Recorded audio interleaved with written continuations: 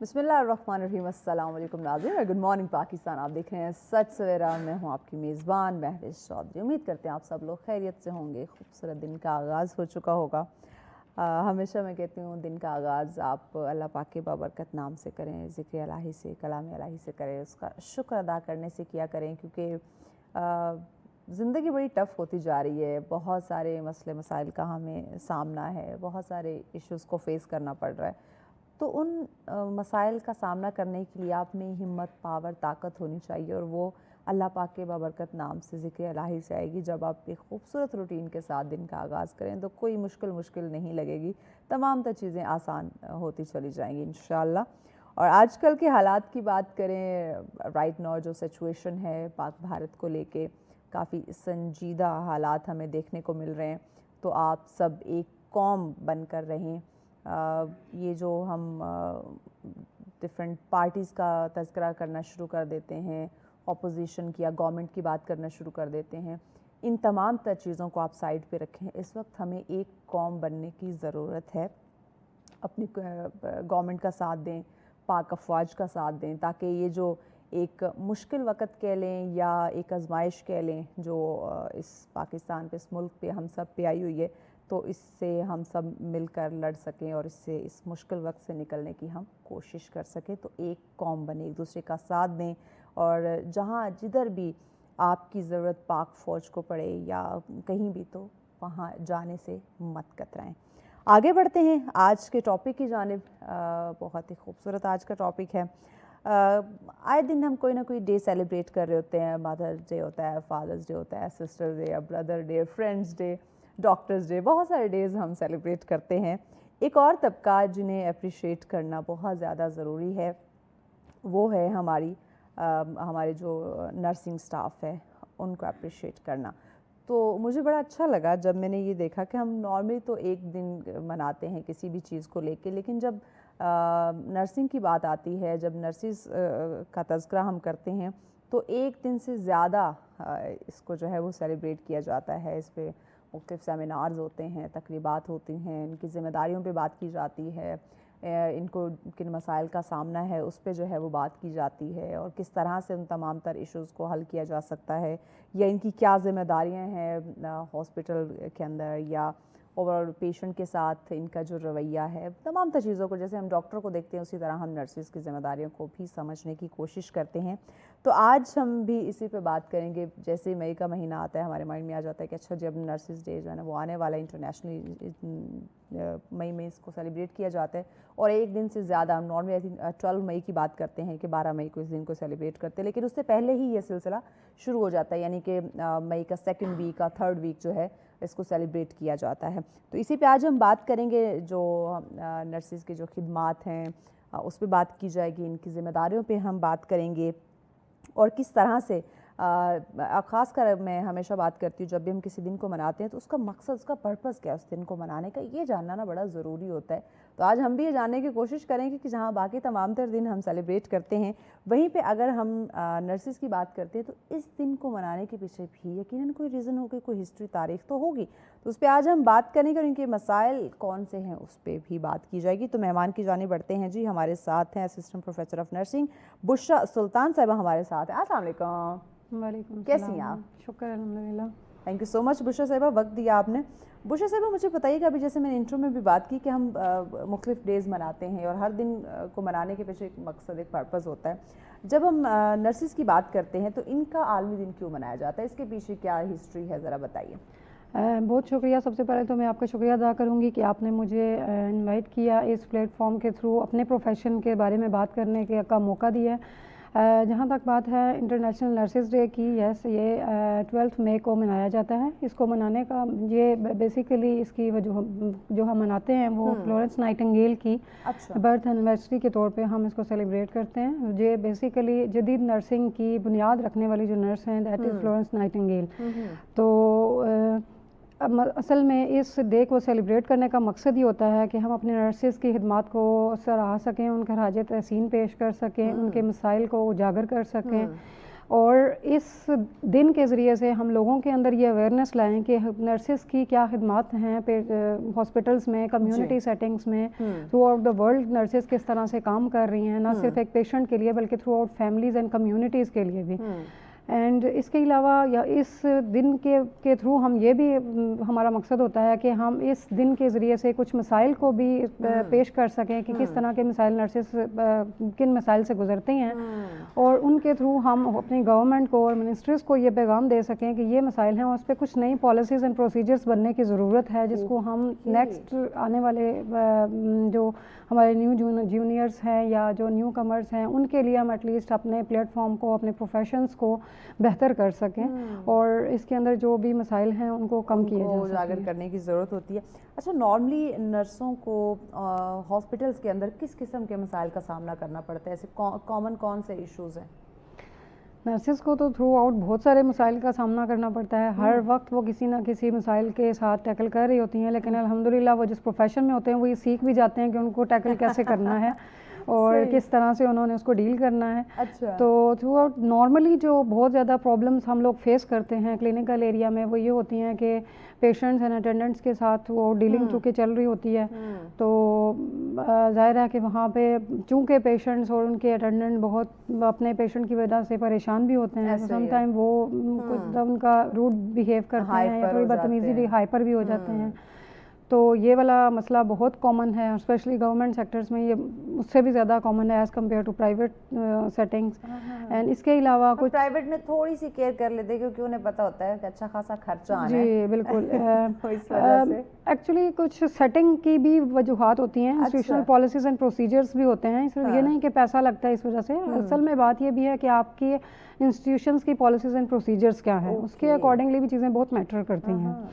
اور اس کے علاوہ بھی آپ کے اپنے اسٹاف کے اندر بہت سارے مسائل آپ کے آ جاتے ہیں, بالکل پرسنل ایشوز چل رہے ہوتے ہیں. ڈاکٹر, نرسز یا جو ملٹی ڈسپلنری ٹیم میں بہت سارے اور لوگ جیسے فارماسسٹ ہیں, آپ کے نیوٹریشنسٹ آپ کے ساتھ کام کر رہے ہوتے ہیں, فزیو تھراپسٹ آپ کے ساتھ ہوتے ہیں, اسی طرح سے ڈاکٹرز کے ساتھ آپ کام کر رہے ہوتے ہیں. تو یہ تھرو آؤٹ جو ہے وہ آپ کی پرابلمس آتی رہتی ہیں, بٹ اس پروفیشن میں آپ سیکھ جاتے ہیں کہ how you are need to deal it, کیا ہے کس طرح سے آپ نے ڈیل کرنا ہے. بالکل. ایک نرس کی اوور آل کیا ذمہ داری ہے؟ ایک نرس کی پرائمری رسپانسبلٹی جو ہے وہ پیشنٹ کی کیئر ہے, اس کی دیکھ بھال ہے, بٹ ہم صرف اور صرف پیشنٹ کی کیئر کے علاوہ ہم اس کے دوسرے جیسے پیشنٹ کی فیملی کو انفارمیشن دینا, ان کو کام ڈاؤن کرنا, کیونکہ پیشنٹ سے زیادہ اس وقت اس کی فیملی زیادہ پریشان ہوتی ہیں, وہ ٹینشن میں ہوتے ہیں لوگ, ان کو بھی کام ڈاؤن کرنا, ان کو انفارمیشن دینا, ان کی ہیلپ آؤٹ کرنا. اسی طرح سے آپ کو تھرو آؤٹ ایک پیشنٹ کے لیے آپ ڈفرینٹ رولز میں ہوتے ہیں, صرف ایک as a bad side nurse آپ کام نہیں کر رہے ہوتے, وہاں پہ آپ اس کی ایڈوکیسی بھی کر رہے ہوتے ہیں, وہاں پہ آپ اس کے لیے ایک لیڈرشپ بھی کا رول بھی پلے کر رہے ہیں, وہاں پہ آپ اس کے ٹیچر بھی ہوتے ہیں کیونکہ آپ کو اس کو بہت ساری چیزیں سکھانی ہوتی ہیں. اس کے علاوہ آپ وہاں پہ آپ پیشنٹ کے لیے ایک ایز اے گائیڈ بھی کام کر رہے ہوتے ہیں کہ ہر چیز میں اس کو سپورٹ کرنا, ہیلپ آؤٹ کرنا. اس کے علاوہ جتنی بھی اسسٹنس اس کو اپنی کیئر میں چاہیے, فار ایگزامپل جو بیسک نیڈس ہیں جیسے کہ پیشنٹ کو ایٹنگ میں پرابلم ہے, اسسٹنس چاہیے اس کو کسی بھی اپنی موومنٹ میں یا ایکسرسائز میں, تو یہ بہت جو بیسک ریکوائرمنٹ سے لے کے اپر لیول تک لیڈرشپ اینڈ مینجمنٹ تک کی تمام کوالٹیز نرسز میں ہوتی ہیں. They are managing all the things on the for the patient. Multi tasking ہے. بالکل ملٹی ٹاسکنگ ہے. اچھا, آپ اگر کمپیئر کریں انٹرنیشنل لیول پہ جو نرسز ہیں یا ان کی جو رسپانسبلٹیز ہیں اور اپنے اس ملک کی بات کریں تو ڈفرینس کیا فیل کرتی ہیں آپ؟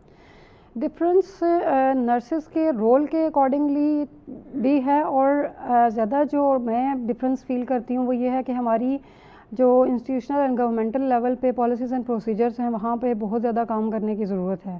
باہر کی نرسز کو بہت جو ہے وہ رول اس اسپیکٹ سے دیا جاتا ہے, ان کو یہ پاور دی جاتی ہے کہ they have their control over their practices, they can speak, they can raise a voice for their problem. ان کو ایسا نہیں ہے کہ اگر وہ کسی چیز پہ بات کریں گی, کسی مسائل کو اجاگر کریں گی تو وہاں پہ ان کو دبا دیا جائے گا.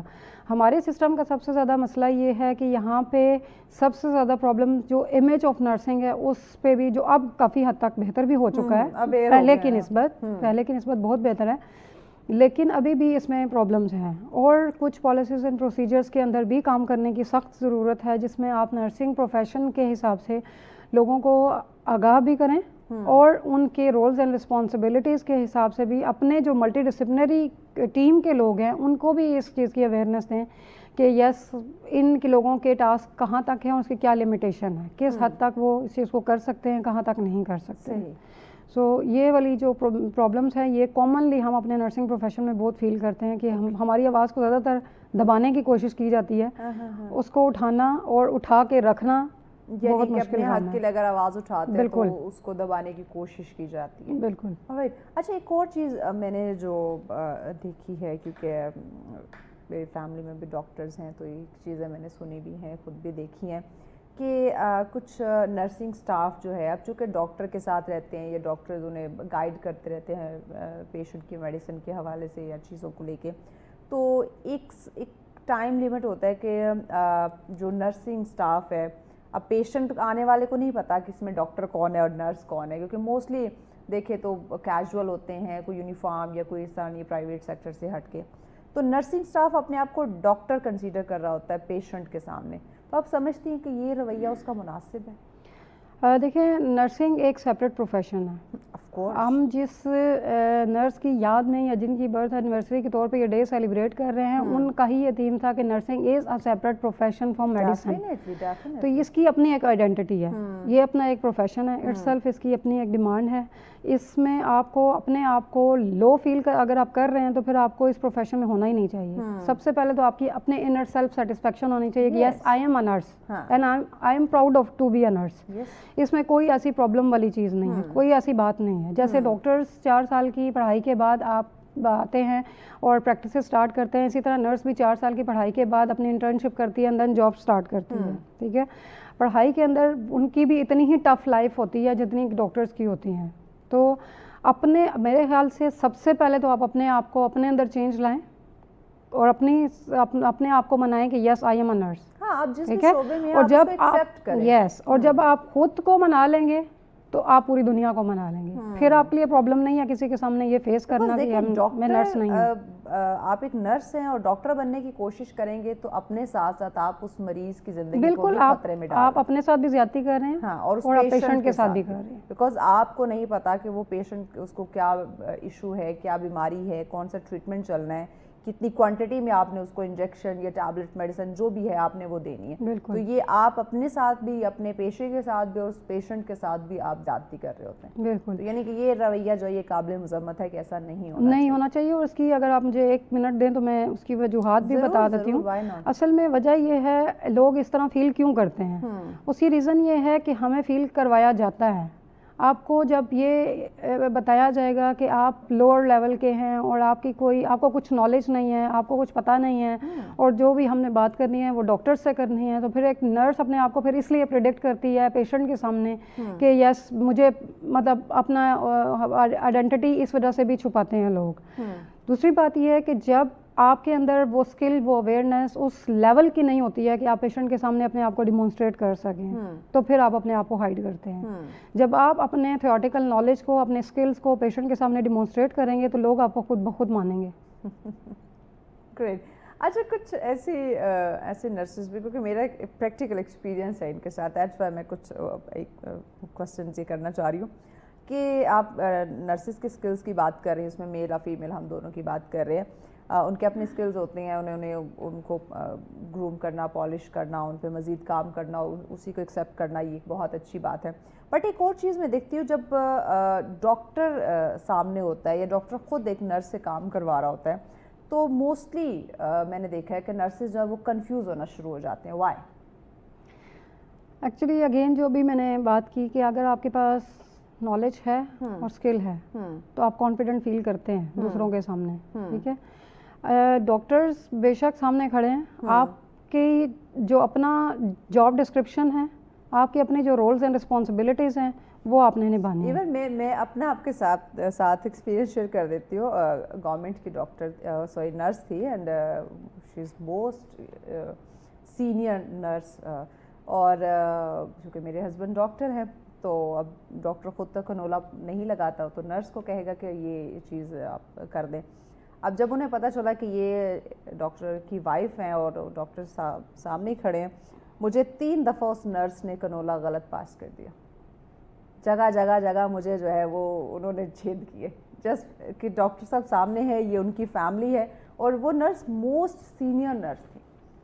اب وہ کنفیوز ہو رہی تھی, وہ پینک ہو رہی تھی, گھبرا رہی تھی. میں یہ تو نہیں کہوں گی کہ آپ غلط کہہ رہی ہیں, آپ بالکل ٹھیک کہہ رہی ہیں, آپ کا ایکسپیرینس ہے اور ایسا ہوتا ہے, بالکل آپ کا ایکسپیرینس ہے, ایسا ہوتا بھی ہے, لوگ ایسا محسوس بھی کرتے ہیں, ٹھیک ہے. اس کی ریزن یہ ہوتی ہے کہ وہ اگین آپ کا اپنا کانفیڈنس اسی لیے کم ہوتا ہے کہ آپ دوسروں کو اپنے پہ ترجیح دینا شروع کر دیتے ہیں.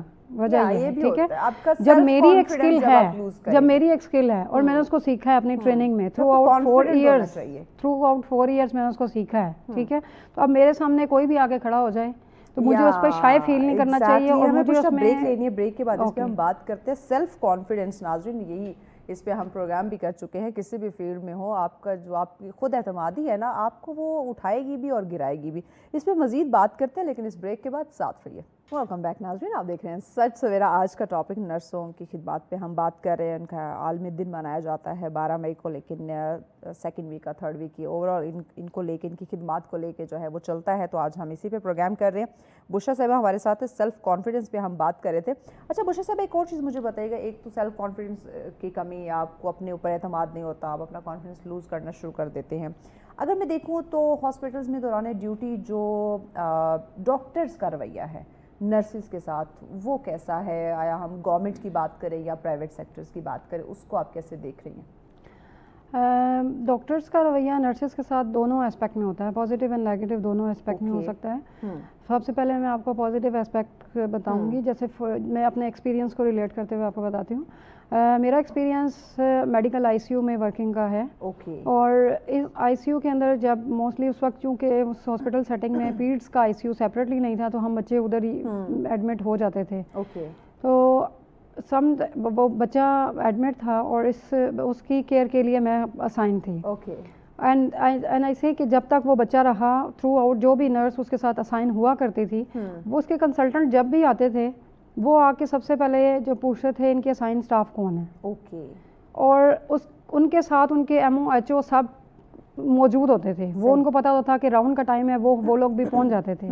بٹ وہ ڈاکٹر وہ کنسلٹنٹ جو ہیں وہ کبھی اپنے ایم او ایچ او سے نہیں پوچھتے تھے کہ اس پیشنٹ کی کیا پروگرس ہے, کیا پرابلمس چل رہی ہیں, کیا اس کے اندر چینج آیا ہے.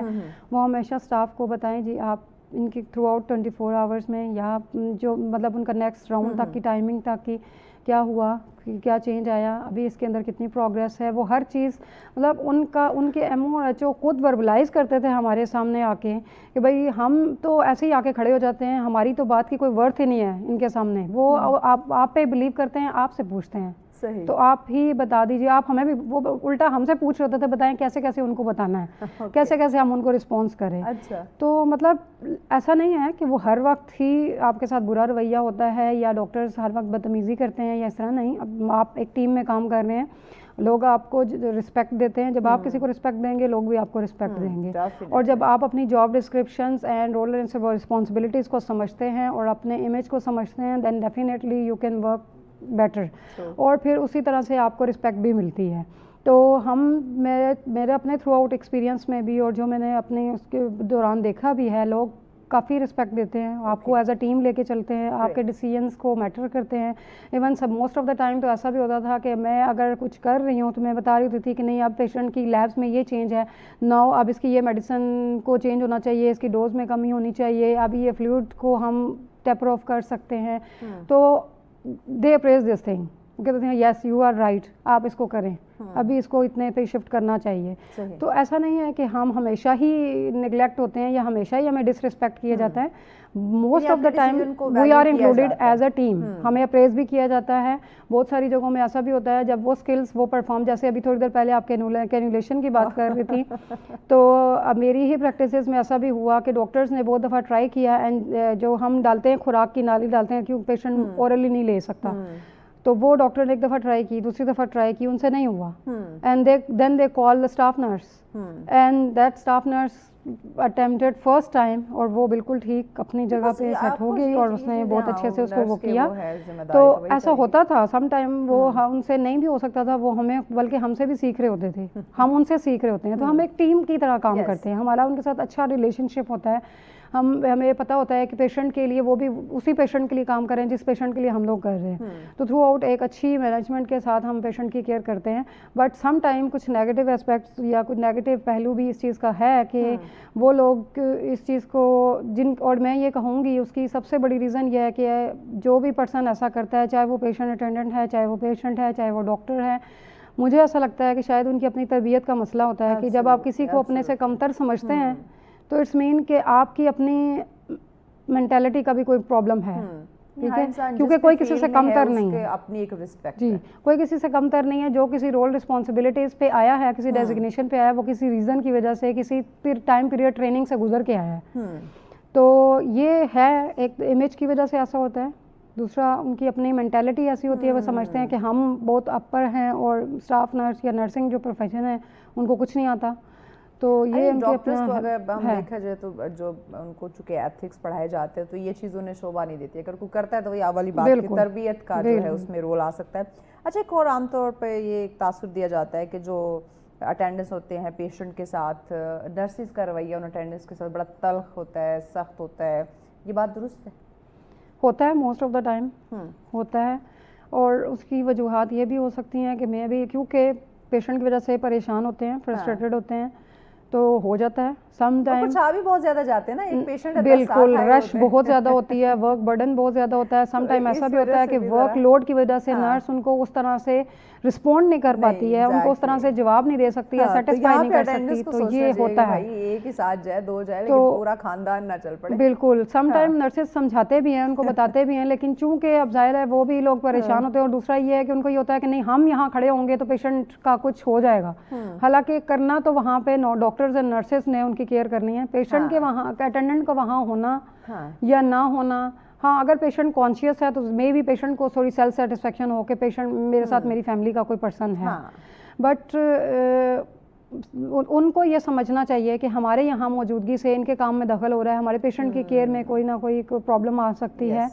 तो ये आई थिंक सो कि इस प्लेटफॉर्म के थ्रू मैं लोगों को भी ये अवेयरनेस देना चाहूँगी कि प्लीज़ जो नर्सिंग स्टाफ जिस तरह से आपको गाइड करते हैं आप भी उनको सुने, माने और उनको उस तरह से अमल करने की कोशिश करें। एंड नर्सेज को भी ये कहूँगी कि प्लीज़ पेशेंट की सेटिस्फेक्शन सबसे इम्पॉर्टेंट है, उनके अटेंडेंट की सेटिस्फेक्शन सबसे इम्पॉर्टेंट है। वो सेटिस्फाइड होंगे तो उनकी हेल्थ खुद बहुत इम्प्रूव होगी। ये टू वे ट्रैफिक है, यहाँ पे दोनों को समझना होगा, बिल्कुल दोनों को समझना होगा। और नर्सेज को तो आप जब उनको अच्छे से डील करेंगे, परेशान होते हैं वो अपने पेशेंट को लेके, नर्सेज जो है वो अपने वर्कलोड और उन चीज़ों की वजह से होती हैं। बिल्कुल, टू वे ट्रैफिक है, दोनों को एहतियात करनी होगी। तो वो अगर उनको अच्छे से डील करेंगे, थोड़ा सा टाइम निकाल के उनको सेटिस्फाइड करेंगे तो मे बी वो अपनी इस प्रॉब्लम को एग्जैक्टली हो सकता है वो पैनिक ना हो, फिर वही रश वाला वो एक सिलसिला ये शुरू ना हो।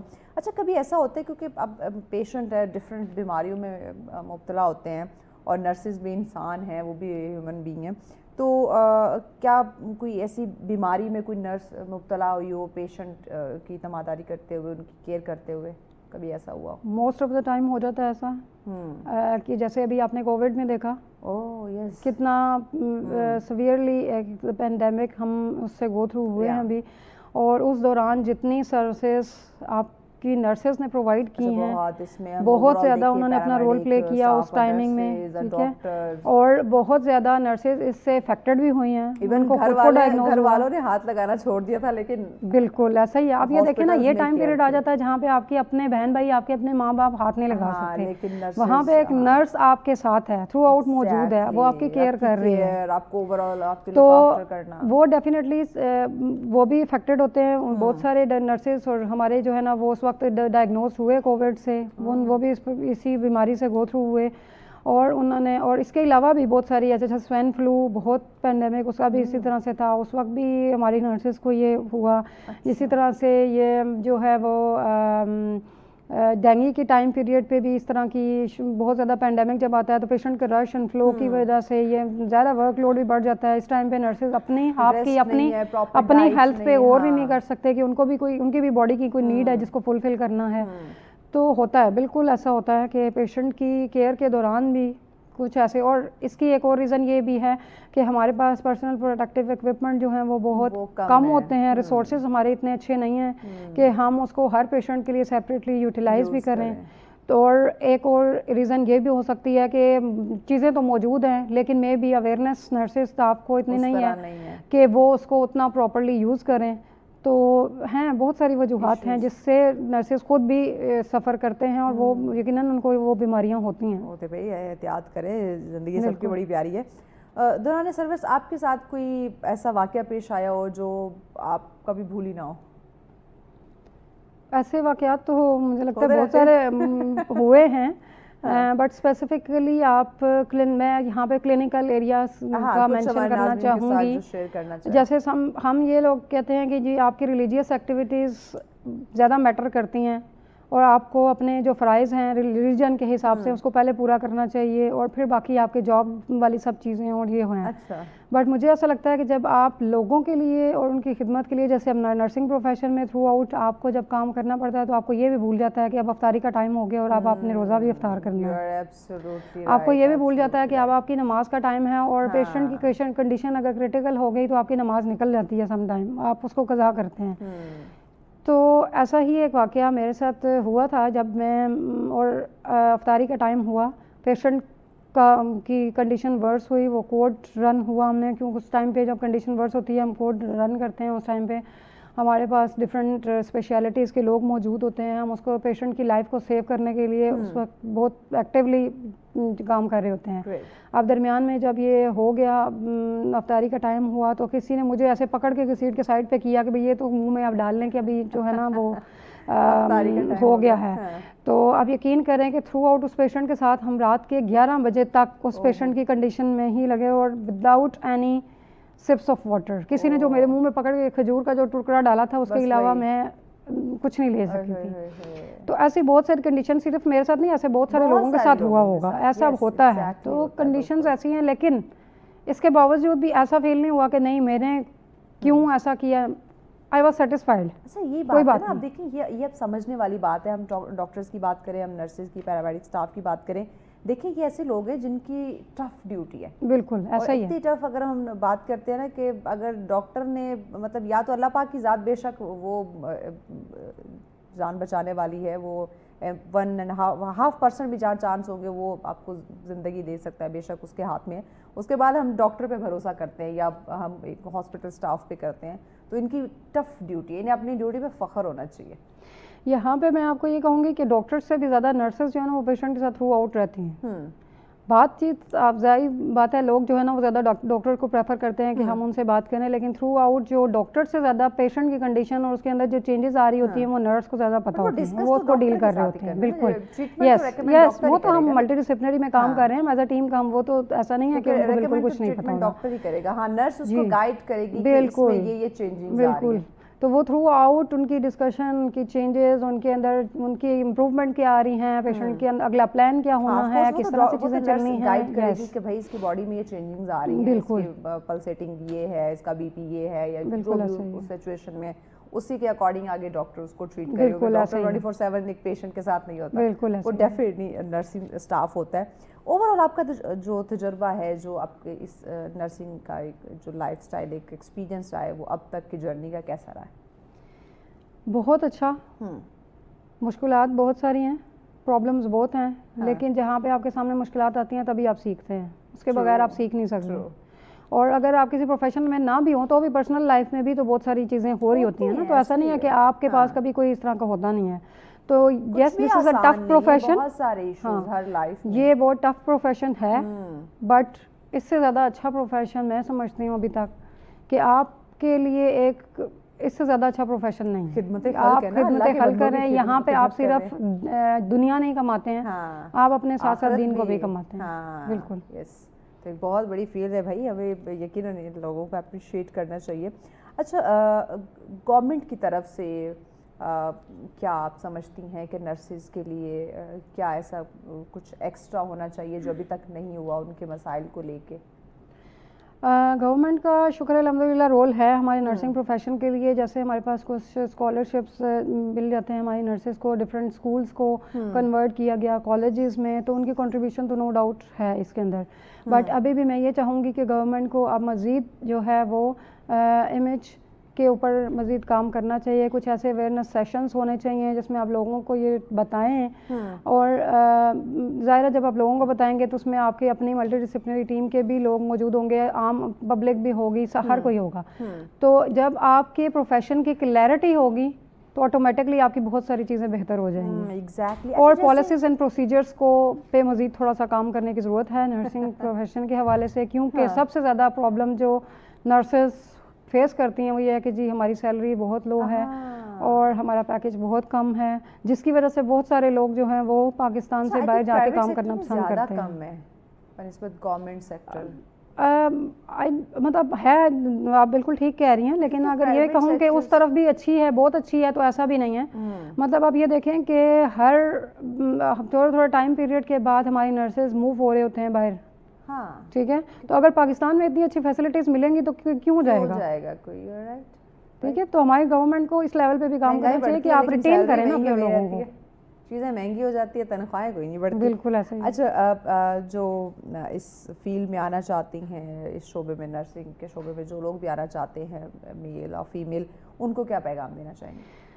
मैं उनको ये पैगाम देना चाहूँगी कि ये बहुत अच्छा प्रोफेशन है, खिदमत खल्क है। इसके ज़रिए से आप अपने दीन और दुनिया दोनों को हासिल कर सकते हैं। आपकी अपनी स्पिरिचुअल हीलिंग होती है इसमें, और इसके अलावा आप अपने जो इनकम है वो बहुत अच्छी जनरेट कर सकते हैं। आपके पास बहुत सारे मौके हैं, ना सिर्फ पाकिस्तान में बल्कि पाकिस्तान से बाहर भी काम करने के।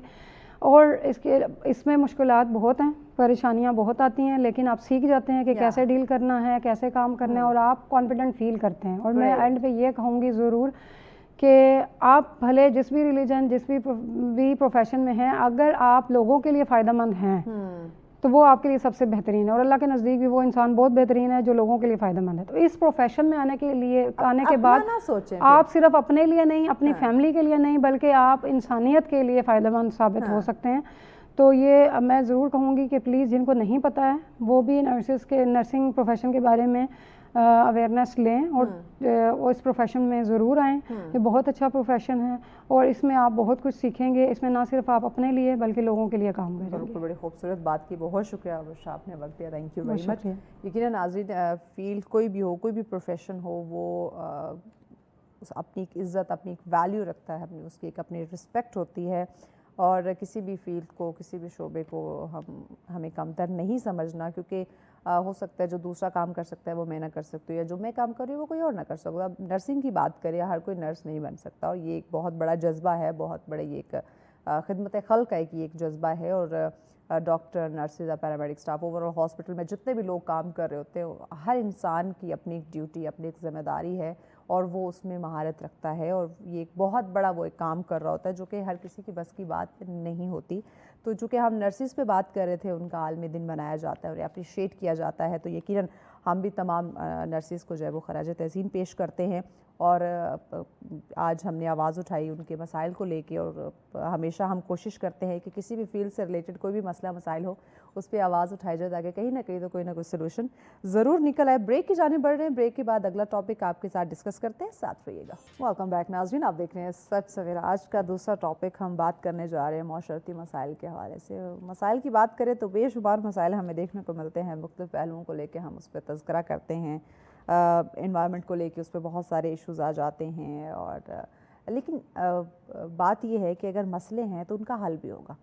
तो इन मसाइल का हल, माशरे में जो भी छोटी बड़ी चीज़ों का हमें जिन मसाइल का सामना है वो क्यों है, और जब हम बात करते हैं कि हम इस्लामी मुल्क हैं, जब हम बात करते हैं हमारे पास इस्लामी तालीमात है, जब हम बात करते हैं पढ़ा लिखा माशरा है, तालीम और तरबियत इसमें बहुत आम है, कॉमन है, तो इसके बावजूद हमें क्यों ये माशरती मसाइल का सामना, और ख़ासकर नौजवानों की अगर मैं बात करूँ तो हमारे नौजवानों में एहसास कमतरी, एहसास बरतरी का एक सिलसिला बड़ा देखने को मिल रहा है। एक तवाज़ुन, एक बैलेंस नहीं है, ये एक बहुत बड़ा मसला है تو انہی پہ آج ہم بات کریں گے کہ یہ بگاڑ کیوں پیدا ہو رہا ہے اور اس بگاڑ سے ہم کیسے نپٹ سکتے ہیں, یہ کیسے اس کا سلوشن جو ہے وہ یقینی بنایا جا سکتا ہے. اس پہ ڈسکشن کے لیے مہمان ہمیں جوائن کر چکے ہیں جی, سوشل ایکٹیوسٹ ہیں چودھری ناصر صاحب ہمارے ساتھ ہیں جی. السلام علیکم. وعلیکم السلام. کیسے ناصر صاحب؟ جی I am good, thank you. Thank you so much, آپ نے وقت دیا. ناصر صاحب کیا سمجھتے ہیں اس وقت معاشرتی مسائل میں آپ کے سامنے کون کون سی ایسی چیزیں ہیں جن پہ آپ کو لگتا ہے کہ فوری طور پہ ہمیں کنٹرول کرنا چاہیے؟ دیکھیں جی, سب سے پہلے تو جو جوڈیشری کا سسٹم ہے وہ جب تک نہیں ٹھیک ہوتا, کیونکہ جو بھی دنیا میں ملک جنہوں نے ترقی کی ہے ان نے جسٹس پہ توجہ دی ہے. یعنی پہلی بات, پہلا کام, جو پہلا مسئلہ انصاف کا ہے. صحیح.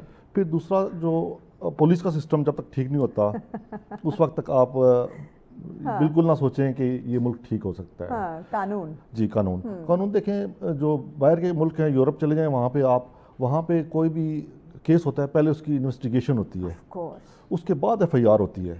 یہاں پہ پہلے ایف آئی آر ہوتی ہے اور اس کے بعد انویسٹیگیشن ہوتی ہے, اور انویسٹیگیشن میں وہ سالہ سال سلسلے چلتے رہتے ہیں. یہی بات. تو اس کو یہ جو چیزیں بیسک یہ چیزیں ہیں. پھر اس کے بعد تعلیم جو ہے, ہمارے جو سسٹم ہے وہ اتنا اسٹرانگ نہیں ہے. اس کے لیے اسٹرانگ سسٹم چاہیے ہوتا ہے, کیونکہ آپ کو پتہ ہے جو یہاں پہ امتحان ہوتے ہیں وہاں پہ بوٹی مافیا ہے وہ بڑا ایکٹیو ہوتا ہے, اس کو روکنا چاہیے.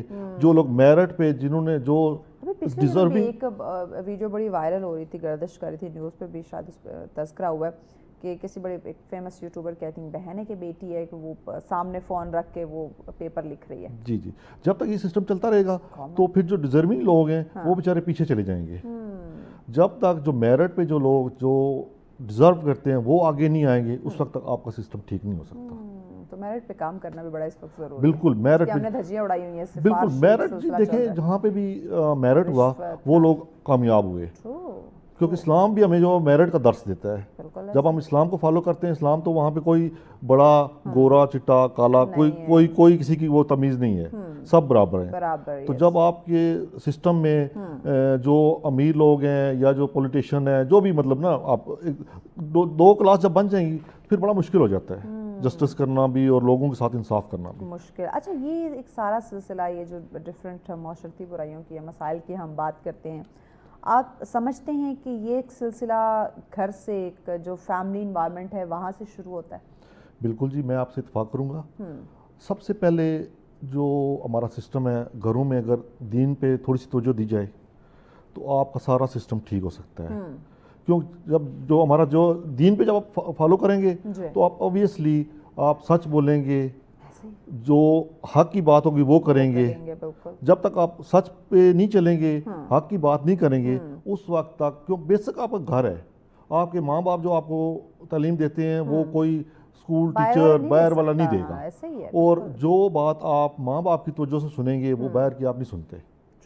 تو بیسک جو چیز ہے وہ گھر کے اندر سے آپ کی اسٹارٹ ہوتی ہے, مدر سے, مطلب آپ کے گھر سے آپ کے ماں باپ کو جو جس لائن پہ لے کے جاتے ہیں وہی ان کو, اس کو اگر آپ فالو کریں گے, بالکل جی بالکل, ان کو جب آپ صحیح فالو کریں گے تو آپ کا معاشرہ بھی, آپ کا گھر جب ٹھیک ہوگا obviously آٹومیٹکلی معاشرہ بھی آپ کو ٹھیک ہو جائے گا. مجھے یہ بتائیں, جب گھر میں ابا جی خود کہہ رہے ہوں گے بچے کو جا کے بولو ابا جی گھر پہ نہیں ہے, جھوٹ سکھا رہے ہوں گے, تو آپ بچے سے پھر سچ کی توقع ہم کیسے کر سکتے ہیں؟ بالکل بھی نہیں. یا پھر جہاں والدین خود بولیں گے کہ فلاں بڑوں سے ہم لوگ ناراض ہیں, آپ لوگوں نے ان سے بات نہیں کرنی, بالکل وہ اس بچے سے پھر ہم کیا امید رکھیں؟ نہیں, وہ تو پھر کبھی بھی نہیں, وہ تو پھر وہ جھوٹ, جب آپ اس کو بیسکلی آپ اس کو جھوٹ سکھا رہے ہیں وہ سمجھے گا شاید کہ میں جب کسی کو باہر جا کے کہوں گا ڈیڈی نہیں ہے گھر پہ, یا کال آ رہی ہے جی آپ بولیں گے ڈیڈی گھر پہ نہیں ہے, تو وہ تو سمجھے گا یہ جھوٹ بولنا کوئی نارمل چیز ہے, اس کا کوئی مطلب وہ نارمل ایکٹ کرے گا, اس کا مسئلہ نہیں ہے. بالکل جی.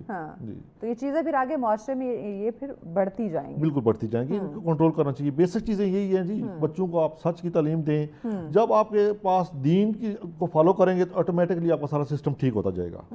اچھا, کہتے ہیں کہ جو بھوک ہے وہ تہذیب کو, ادب کو بھلا دیتی ہے, اس میں آپ کیا سمجھتے ہیں؟ کیونکہ ہم جب روٹی کپڑا مکان کے یہ منشور سنتے ہیں تو, اور یہ ایک بنیادی ضرورت بھی ہے, اور یہ کہنا اس پہ کام کرنا چاہیے, تو آپ کیا سمجھتے ہیں کہ اس بات میں کتنی صداقت ہے کہ بھوک جو ہے نا وہ آپ کی تہذیب, آپ کا ادب, آپ کا اخلاق, وہ سب کو پیچھے چھوڑ دیتی ہے؟ دیکھیں جی, جو ہمارا معاشرہ ہے نا, آپ یہاں سے پاکستان سے باہر نکلے جائیں, کسی بھی کنٹری میں چلے جائیں, تو وہ جو ان کے لوگ ہوتے ہیں, ان کی جو پاپولیشن ہے وہ اس کو بڑے اچھے طریقے سے مینیج کرتے ہیں. اور حضرت عمر فاروق رضی اللہ عنہ کا وہ جو سارا سسٹم تھا اسی کو فالو کریں. آپ یورپ چلے جائیں, انگلینڈ چلے جائیں, جہاں بھی جائیں گے وہاں پہ وہ ان کے जो लॉज थे उनको फॉलो कर रहे हैं। हमारे मुल्क में ये चीज़ नहीं है।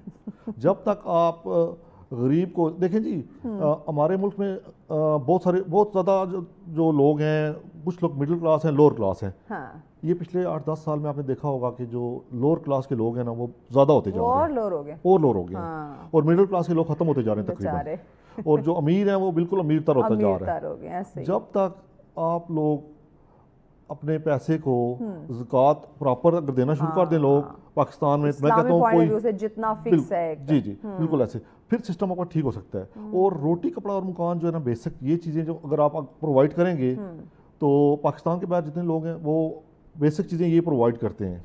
वहाँ पे रोटी आप चले जाएँ किसी भी मतलब बाहर मुल्क चले जाए आप, अगर 10 साल पहले गए ना तो एक अगर टिन मिलता है ना, ड्रिंक टिन मिलता है 50p का था ना, वो स्टिल 50p का ही है। ऐसा ही है। यहाँ पे आप आज जाएंगे एक पेप्सी की बोतल लेंगे तो दूसरे दिन जाएंगे तो वो जनाब 10 रुपये पता चलेगा जी वो ज़्यादा हो अच्छा, गए। यहाँ पे भी रेट्स डिफरेंट है। आप किसी मॉल या मार्ट से चीज़ खरीदते हैं आपको और रेट मिलेगा, आप किसी गली कोने के मार्ट से चीज़ खरीदते हैं वहाँ और रेट मिलेगा, अगर किसी दूसरी गली में एक खोखा सा लगा हुआ है वहाँ से खरीदेंगे तो और रेट अलग मिलेगा। मतलब यहाँ सबके अपने अपने रेट्स हैं। और जी जी, और रोटी कपड़ा और मकान देखें जी, हुकूमत का फर्ज बनता है, ये जो गवर्नमेंट भी होती है उसका फर्ज बनता है कि आप अपनी पॉपुलेशन को ये चीज़ें प्रोवाइड करें। रोटी कपड़ा मकान वोट लेने के लिए। और ये उस वक्त तक नहीं हो सकता जब तक आपका सिस्टम जो है वो जस्टिस नहीं होगा।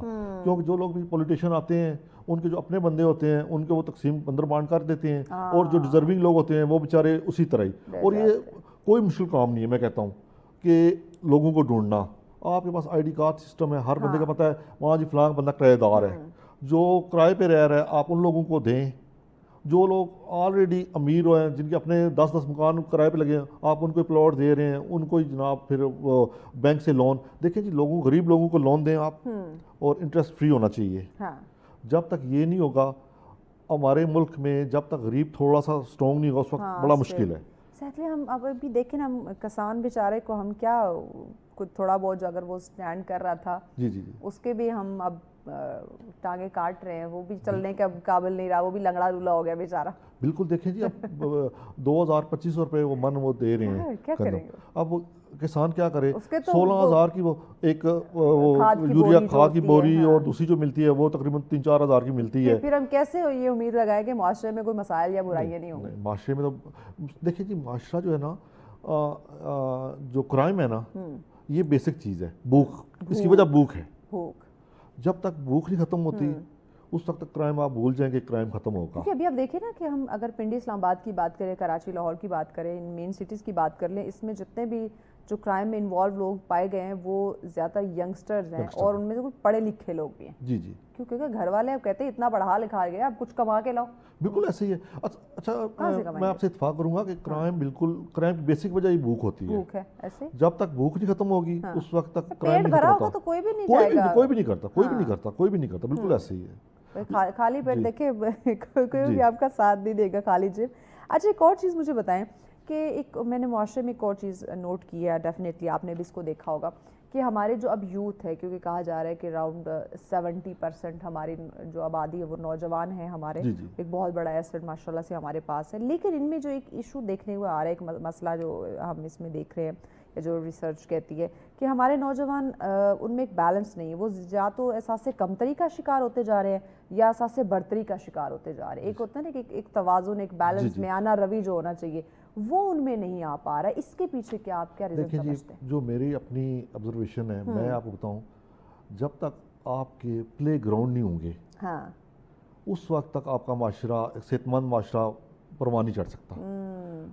आप आज से 20 साल पीछे चले जाए ना आप, तो अब हर जगह पे पिंडी में भी आप देखें वहाँ पे ग्राउंड बने होते थे, फुटबॉल ग्राउंड थे, इतने अच्छे होते थे, ग्राउंड थे, स्पोर्ट्स बिल्डिंग में चले तो गए। वहाँ पे नहीं ओपन ग्राउंड थे, मतलब वहाँ पे ये होता था पब्लिक ग्राउंड होते थे। वहाँ पे क्या, एक तरफ लड़के क्रिकेट खेल रहे हैं, फुटबॉल खेल रहे हैं। अच्छा, वहाँ पे मतलब अगर 100 बच्चा खेल रहा है ना, उनके 10 बड़े बंदे उनके पेरेंट्स बैठे हुए हैं ना, तो कोई बच्चा शरारत नहीं करेगा, लड़ाई झगड़ा नहीं होगा। उनको पता है कि हमारे बड़े बैठे हुए हैं, वो हमें देख रहे हैं। ठीक है जी। अब क्या हुआ कि अचानक सब कुछ खत्म हो गया, वहाँ पे सोसाइटीज़ बन गई, ग्राउंड किसी बंदे ने, किसी पॉलिटिशियन ने तवज्जो नहीं दी कि यार ये पॉजिटिव यहाँ पे एक्टिविटीज़ होती हैं, इनको रहने दें। अब बच्चों का भी कसूर कोई नहीं है, आप कहें ना अगर बच्चों का कसूर है, बच्चों का कोई कसूर नहीं है, उनको आप अगर ग्राउंड दें वहाँ पे वो पॉजिटिव एक्टिविटीज जैसा करें, एनवायरनमेंट देंगे वो वैसे इन्वायरमेंट वैसे सीखेंगे। होगा। अब क्या है जी कि हर जगह पे मतलब टेलीफोन ये सबसे बड़ी बीमारी आ गई है। उसके बाद ड्रग्स बहुत आम हो गई अच्छा, है। ये तो रिसर्च ने भी कहा है कि इस वक्त तकरीबन 90 प्लस यानी कि 90% से ज़्यादा जो है लोग ये एडिक्ट हो चुके हैं मोबाइल फ़ोन के, चाहे उसमें बड़े बुजुर्ग किसी भी एज ग्रुप को हम ले लें, वो इसके आदी हो चुके हैं। डजंट मैटर कौन सी एज है, हर बंदा फ़ोन पे लगा, 4 बंदे बैठे हुए हैं तो वो चारों फ़ोन पे लगे हुए हैं, और मतलब किसी को कोई पता नहीं है कि दूसरा बंदा क्या कर रहा है। मैं एक मीटिंग में थी, हम वहाँ पे 3-4 लोग बैठे हुए थे, जब मीटिंग खत्म हुई, बात कंप्लीट हुई, हम सारे अपने अपने फ़ोन में थे, और लिटरली मुझे एकदम से ख्याल आया हम एक ही जगह बैठ के हम बात क्या कर रहे हैं, हम अपना फ़ोन यूज़ कर रहे हैं। इस पर मजीद बात करते हैं, ब्रेक लेनी नाज़रीन, ब्रेक के बाद इस पर मजीद गुफ्तगू करते हैं, साथ रहिएगा। वेलकम बैक नाज़रीन, आप देख रहे हैं सच सवेरा। आज का दूसरा टॉपिक है माशरती मसाइल पे हम बात करें, मसाइल कौन कौन से हैं और किस तरह से उनका सलूशन निकाला जा सकता है, इसी पे बात करें। चौधरी नासिर साहब हमारे साथ हैं। नासिर साहब, हम नौजवानों के रवैये पे बात कर रहे थे कि आजकल हमारे नौजवान जो हैं वो एहसास कमतरी या बर्तरी का शिकार क्यों होते जा रहे हैं। इस बात का जवाब आप मुकम्मल कर लें, फिर आगे बढ़ते हैं। जी, असल में जो पहले सिस्टम चलता था, वालिदैन तवज्जो देते थे, जो हम बात कर रहे थे उसी को कंटिन्यू करता हूँ मैं। अब हर बंदा फ़ोन के अंदर है, वालिदैन को कोई पता नहीं है कि बच्चे हमारे क्या कर रहे हैं, क्या देख रहे हैं। सबसे जो बड़ी प्रॉब्लम ये है कि घर में एक सिस्टम होना चाहिए कि आपका जो ड्राइंग रूम है वहाँ पे अगर आपका लैपटॉप पड़ा हो, वहाँ बच्चे बैठ के यूज़ करें। स्कूल के मामले में भी अब क्या है जी कि स्कूल का जनाब काम हो रहा है, बच्चों को आपने मोबाइल फ़ोन दिए हुए हैं, वो स्कूल का ये नहीं पता कि वो स्कूल का काम कर रहे हैं क्या कर रहे हैं। जब तक इन चीज़ों पे चेक एंड बैलेंस नहीं है, जब तक बच्चों के ऊपर चेक एंड बैलेंस नहीं होता, उस वक्त आप बिल्कुल भूल जाएं कि बच्चे आपके राइट ट्रैक पे चलेंगे। तो ये बेसिक चीज़ें हैं। और ये हम जब देखते हैं माँ बाप खुद फ़ोन में लगे हुए हैं तो यकीनन बच्चे भी देखा देखी वो चीज़ करेंगे। जी जी। अच्छा, एक और चीज़ हम देख रहे हैं कि हमारे नौजवान ड्रग्स में बहुत ज़्यादा इन्वॉल्व होते जा रहे हैं, ये भी एक बहुत बड़ा मसला है। ये बहुत बड़ा अलमिया है जी, बहुत बड़ा अलमिया है, और अगर इस चीज़ को रोका ना गया तो बहुत बड़ा तूफान आने वाला है पाकिस्तान में। क्योंकि जो जितने यंगस्टर हैं, पहले कुछ ड्रग्स आती थी जो लोग करते थे, तो वो चले उसका वो शायद नुकसान ड्रग्स ही होता है, कोई भी है, मतलब कोई भी ड्रग्स करते हैं आप, इवन सिंगल सिगरेट पीते हैं आप तो वो उसका भी नुकसान है। लेकिन अब जो ये नई एक ड्रग आई है, आइस आई है, वो तो कि अल्लाह माफ़ करे सुनते हैं, हर रोज़ देखते हैं जनाब अला बंदों ने जनाब कोई अपने बहन भाई मार दिए, क्या कर रहा है, कोई समझ नहीं आती कि किस तरह की ड्रग है और कहाँ से आती है। मसला ये बात ये कि चले आगे, लेकिन हमारे नौजवानों को इतनी इजीली वो मिल कैसे जाती? जी बिल्कुल, मैं भी इसी तरफ आने लगा था कि देखिए हुकूमत को कंट्रोल करना चाहिए, ये कहाँ से आती है, कहाँ से, कौन प्रोवाइड कर रहा है। जो लोग ये कर रहे हैं वो भी यंगस्टर्स को, बिल्कुल। देखिए जी, पहले अगर तो जो हेरोइन थी ना, वो भी एक ड्रग्स थी, बहुत खतरनाक ड्रग्स थी, वो 85-90s में आई, उसमें बहुत लोग मतलब ना बहुत एजुकेटेड लोग जो थे वो उस पर पड़े, फिर वो ड्रग्स जो गई वो गरीब लोगों के मतलब उन्होंने शुरू कर दी, और ये जो ड्रग्स आई है इसमें सारे लोग इन्वॉल्व हैं, अमीर क्या गरीब क्या सब लोग, हर क्लास के लोग हैं। और ये ड्रग्स अगर हुकूमत इसको नहीं रोकेगी तो देखिए जी, फर्ज तो हुकूमत का बनता है, कहाँ से आती है वो आप वाली बात है, कहाँ से आती है। जब तक इस चीज़ को हुकूमत नहीं इन्वॉल्व होती उस वक्त तक बड़ा मुश्किल है इसको रोकना, और ये नहीं रोकेंगे तो पूरी नौजवान नस्ल आपकी तबाह हो जाएगी। और देखें, अल्लाह माफ़ करे, आप सोशल मीडिया, आप हर रोज़ आपको सारी न्यूज़ आती है आपके पास, यूनिवर्सिटी में प्रोवाइड की जा रही है, कॉलेजेस में जा रही है, और इवन जो फीमेल, पहले तो चलो था ड्रग्स थी वो सिर्फ मेल इन्वॉल्व होते थे, अब सुनने में आता है जी कि फीमेल ख्वातीन भी जो है वो भी इन्वॉल्व हैं। और हुकूमत को एक नया कानून बनाना चाहिए, ख़ास करके ये जो आइस का नशा है इसके लिए उनको स्पेशल कानून बनाना चाहिए। भाई जो बंदा पकड़ा जाए उसके लिए डेथ पेनल्टी होनी चाहिए, लाइफ इम्प्रिजनमेंट नहीं होनी चाहिए, 25 साल कुछ भी नहीं है, लोग जाते हैं ड्रग्स वो वापस आ जाते हैं। अनफॉर्चुनेटली हमारे यहाँ होता भी है ना कि हम बड़े से बड़े भी अगर किसी क्राइम में इन्वॉल्व हैं तो हम अपनी कोई ना कोई पावर शो कर लेंगे। हमारे अनफॉर्चुनेटली अदल इंसाफ का ये निज़ाम थोड़ा कमज़ोर है। अगर ये स्ट्रॉन्ग हो और हमें पता हो कि भाई इसकी ये सज़ा मिलनी ही मिलनी है, कोई माफ़ी नहीं है, तो डेफिनेटली ڈیفینیٹلی کوئی اس طرف نہیں آئے گا, لیکن جب انہیں پتہ ہے کہ میرے باپ دادا کا نام لے کے یہ 4 پیسے دے کے میں نے چھوٹ جانا ہے, تو اسے کوئی ڈر خوف اس چیز کا نہیں ہوگا. بالکل ایسے ہی ہے. اصل میں جن ملکوں نے ڈرگس کے لیے ورک کیا ہے نا جی, وہاں پہ انہوں نے کنٹرول کیا ہوا ہے. ہمارے ملک میں کوئی اس طرح کا لا بھی نہیں ہے, اور آپ والی بات ہے کہ جو لوگ انوالو ہوتے ہیں ان کے ہاں جی باپ دادا کا نام لیتے ہیں, چلو جی وہ جاتے ہیں تھانوں سے واپس گھر پہنچ جاتے, جی تھانوں سے واپس وہ آ جاتے ہیں. اچھا, یہ پاور کا استعمال, غلط استعمال, یہ بھی ایک معاشرتی برائی اور مسئلہ اس کو کہہ سکتے ہیں کہ جو اب میں اگر گورنمنٹ ملازم ہوں تو میں بھائی عوام کا ملازم ہوں, میں ان کا آفیسر نہیں ہوں, باس نہیں ہوں میں, لیکن ہم اس ڈیزگنیشن کا مس یوز کرتے ہیں. اصل میں جو بات ہے نا جی, یہ اوپر والے کو بھول جائیں نا آپ کسی گورنمنٹ آفس میں جاتے ہیں نا, جو کلاس 4 کا جو باہر کھڑا ہوتا ہے بندہ, وہی آپ کو لگے گا کہ جب آپ سب یہ ویسا ہوتا ہے کہ وہ یہاں کا افسر ہے, سب سے بڑا top of the rank, is the top of the rank officer. تو آپ مجھے بتائیں اس وقت کہاں یہ سسٹم ٹھیک ہو سکتا ہے؟ جو لوگ مطلب کلاس 4 کا آپ سے کنٹرول نہیں ہو رہا, تو پھر جو لوگ سیٹ سے بیٹھے ہیں وہ کہاں آپ کی بات سنیں گے؟ بہت مشکل ہے. اور یہ تب ہی ہوگا جب تک جسٹس نہیں ہوتا, کیونکہ لوگوں کو پتہ ہے جی ہم یہ کرائم کریں گے, پیسے دیں گے, چھوٹ کے آ جائیں گے, تو کچھ بھی نہیں ہوتا. ایون اب دیکھیں کتنے کیسز ہوئے ہیں, لاہور کراچی بڑے بڑے کیسز ہوئے ہیں, ان میں مرڈر لوگ ہوئے ہیں, بیچارے بے گناہ لوگ مارے گئے ہیں, انہوں نے وہ جی کروڑوں روپے دے کے تو لوگ باہر آ جاتے ہیں. تو پھر جو عام بندہ سمجھتا ہے, عام بندے کو تو نہیں پتا, جو ینگسٹر ہیں وہ تو سمجھتے ہیں شاید کہ جی ہاں یہ سارا کچھ پیسے کا کھیل ہے, یہ سارا ایزی ہے, کھیل پیسے کا ہے, ایزی ہے, ہم سب کچھ کر سکتے ہیں. اس مائنڈ سیٹ کو ہم کیسے بدلیں؟ کیونکہ دیکھیں اگر ہم نوجوانوں کی بات کرتے ہیں تو ان کا ہم قصور نہیں سمجھتے, کیونکہ یہ چیز بڑوں نے سکھانی ہے. آپ کو جب ہم بات کرتے ہیں یہ تعلیم و تربیت سے یہ چیز آگے آتی ہے, تو ہمارا سب سے پہلے تو ہم بات کر لیتے ہیں پیرنٹس کے رول کی بات کر لیتے ہیں, پھر ہم تعلیم و تربیت پہ آتے ہیں کہ پیرنٹس کا اس میں کیا کردار ہے. کیونکہ ماں کی گود کو کہا جاتا ہے بچے کی پہلی درسگاہ ہے, وہ گھر سے سیکھنا شروع کرتا ہے. تو رائٹ ناؤ ہم جو معاشرتی مسائل کی بات کریں یا نوجوانوں میں جو بگاڑ کا ہم ایلیمنٹ دیکھ رہے ہیں, اس میں والدین کا کیا رول ہے, کس طرح وہ اس چیز کو کنٹرول کر سکتے ہیں؟ دیکھیں جی, سب سے پہلے بیسک جو چیز ہے, جب بچہ 5-6 سال کا ہو اس کو نماز کی طرف راغب کریں. دوسری بات, قرآن پاک اس کو پڑھائیں, کیونکہ قرآن پاک راہ ہدایت ہے, اس میں کمپلیٹ ہدایت, مکمل ضابطہ آیات ہے اس کے اندر, اس کے اندر سب کچھ ہے. جب تک ہم بچوں کو دین کی طرف نہیں لے کے جائیں گے, آپ کہیں کہ ہم خالی ایجوکیشن جو ہے نا جی, دیکھیں ایجوکیشن اب آپ کے سامنے لوگ ہیں, بہت سارے آپ کے سامنے فیمس ٹک ٹاکر ہیں, ٹھیک ہے, ان کو اپنا نام لکھنا نہیں آتا لیکن وہ اربوں خربوں روپے کما رہے ہیں, ایسے ہی ہے. مینز یہ میں نہیں کہتا تعلیم ضروری ہے, لیکن جو ادب احترام ہے وہ سب سے پہلی چیز ہے. اور ادب احترام آپ کو ماں باپ ہی سکھا سکتے ہیں گھر سے. اور وہ ادب احترام تب آئے گا جب آپ نماز کو فالو کریں گے, قرآن پاک کو فالو کریں گے. قرآن پاک بیسک مطلب ہر چیز آپ کو سکھاتا ہے, سب کچھ, چھوٹوں کا بڑوں کا ہر چیز کا وہ بتاتا ہے کہ آپ نے کیسے گزارنی ہے. تو جب تک اس چیز کو ہم لوگ تھوڑے سے ہم لوگ اسلام کی طرف نہیں جائیں گے, اس وقت تک بڑا مشکل ہے. ہم قرآن کھولتے ہیں, اسلام کی طرف جاتے ہیں اس چیز کو دیکھنے کے لیے جہاں میرا فائدہ ہو رہا ہو, اس چیز کے لیے یوز کریں. بالکل ایسے ہی ہے ہمارا. اصل میں اسی وجہ سے تو ناکامی ہو رہی ہے نا. جب تک آپ اس کو نہیں سمجھیں گے کہ بھائی یہ قرآن پاک ہے, اللہ کی کتاب ہے, نبی پاک صلی اللہ علیہ وسلم پہ نازل کی گئی ہے, اس کے اندر سب کچھ ضابطہ آیات ہے, ہر مطلب کوئی بھی کسی بھی ہر پریشانی کا اس کے میں حل ہے, ہر بیماری کا اس کے اندر حل ہے. تو اگر آپ اس کو فالو کریں گے جب, تو پھر آٹومیٹکلی آپ کی جنریشن ٹھیک ہونا شروع ہو جائے گی.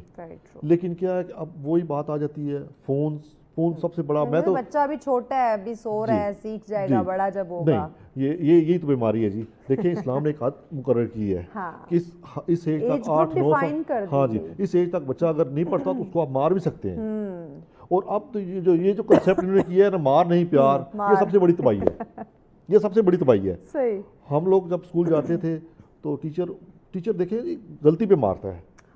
کوئی ٹیچر آپ ان کی اولاد ہوتی ہیں, وہ آپ کو بغیر کسی ریزن کے باپ کا درجہ دیا گیا, جی بالکل, تو وہ ایسے ٹیچر کوئی سختی نہیں کرتا, وہ بچوں کے لیے, آپ کے مستقبل کے لیے کرتا ہے. مجھے لگتا ہے کہ اب اس طرح کے نا ٹیچرز بھی ہمیں دیکھنے کو نہیں ملتے. آپ صحیح کہہ رہی ہیں, بالکل میں آپ سے ایگری کروں گا. یہ بائی چوائس یا بائی چانس کا جو ایک سلسلہ ہے نا, اس نے جو ایک ٹیچر کا, استاد کا جو ایک مقام تھا نا, اس کو بڑا متاثر کیا. اصل میں بات یہ آ گئی نا, جو پہلے ٹیچر آتے تھے نا جی, وہ خود جو تھے وہ فلی ایجوکیٹڈ ہوتے تھے. سیریسلی میں آج بھی دیکھتی ہوں, معذرت آپ کی بات کٹ کری, میں آج بھی دیکھتی ہوں میرے جو ٹیچر ہیں وہ اگر کل بھی بائک پہ تھے نا وہ آج بھی بائک پہ، لیکن ان سے پڑھے جو بچے ہیں یا جو انہوں نے تربیت کی ہے وہ یقیناً نظر آتی ہے. بالکل ایسے ہی ہے جی. دیکھیں اب ہمارے ٹیچر ہیں, ہمیں ملتے ہیں تو ہم جا کے ان کے گھٹنوں کو ہاتھ لگا کے ملتے ہیں, سلام کرتے ہیں اور ہم بالکل سر نیچے کر لیتے ہیں. آج کل کے بچے وہ ٹیچر جا رہے ہیں, مطلب ان کو یہ نہیں پتا کہ ٹیچر کیا چیز ہے. وہ آپ کے والد کا درجہ رکھتے ہیں, انہوں نے آپ کو سارا آپ جو آپ کا فیوچر بنے گا وہ ان کی وجہ سے بنے گا. لیکن وہ لوگ بچوں کو اصل میں آپ تو دیکھیں جی ادب احترام کا رشتہ جب تک نہیں ہوگا نا, کیونکہ ہم کہتے ہیں بھاری رقم فیسز دے دی ہیں تو استاد تو ہمارا نوکر ہے, وہ یہ کوئی ٹیچر. ہاں جی بالکل ایسے ہی ہے. اور ٹیوشن جو ہے جناب وہ ٹیوشن والا سلسلہ ہے, بس پیسے دے رہے ہیں لوگ, کہتے ہیں پیرنٹس سمجھتے ہیں شاید ہم نے پے کر کے اب ڈیوٹی ختم کر دیا, ختم. ایسا ہی ہے, جبکہ ایسا نہیں ہے. اور یہاں پہ ٹیچرز کا پھر رول آتا ہے کہ والدین کے بعد اگر تربیت کریں تو استاد نہیں کرنی ہے, اور استاد کو رول ماڈل بننا پڑے گا. لیکن ہمارے ہاں انفارچونیٹلی دیکھنے کو ملتا ہے کہ اگر کسی کو جب تک کوئی اور نوکری نہیں مل رہی ہوتی کہتے اچھا کچھ دن میں ٹیچنگ کر لیتا, پارٹ ٹائم ٹیچنگ کرتے ہیں, پارٹ ٹائم ٹیچنگ کر لیتے ہیں. اور وہ چیز اسکول میں نہیں پڑھانی اور بچے کو کہنا ہے کہ فلان ٹائم ٹیوشن کے لیے آ جانا, ڈبل کمائیاں شروع کر دینی. جب ہمارا مائنڈ سیٹ کمائی کا ہوگا, پیسے کا ہوگا, تو آپ سمجھتے ہیں کہ وہ معاشرہ ترقی کر سکتا ہے جس میں صرف پریورٹی جو ہے وہ پیسے کو دی جائے. دیکھیں جی یہ خالی ٹیچر نہیں ہے, آپ ہاسپٹل میں چلے جائیں, ڈاکٹروں کے اندر کوئی انسانیت نہیں ہے. پاکستان میں کوئی انسانیت نہیں ہے. وہ صرف ان کو اپنی گاڑیاں چاہیے, ان کو فری ٹکٹس چاہیے.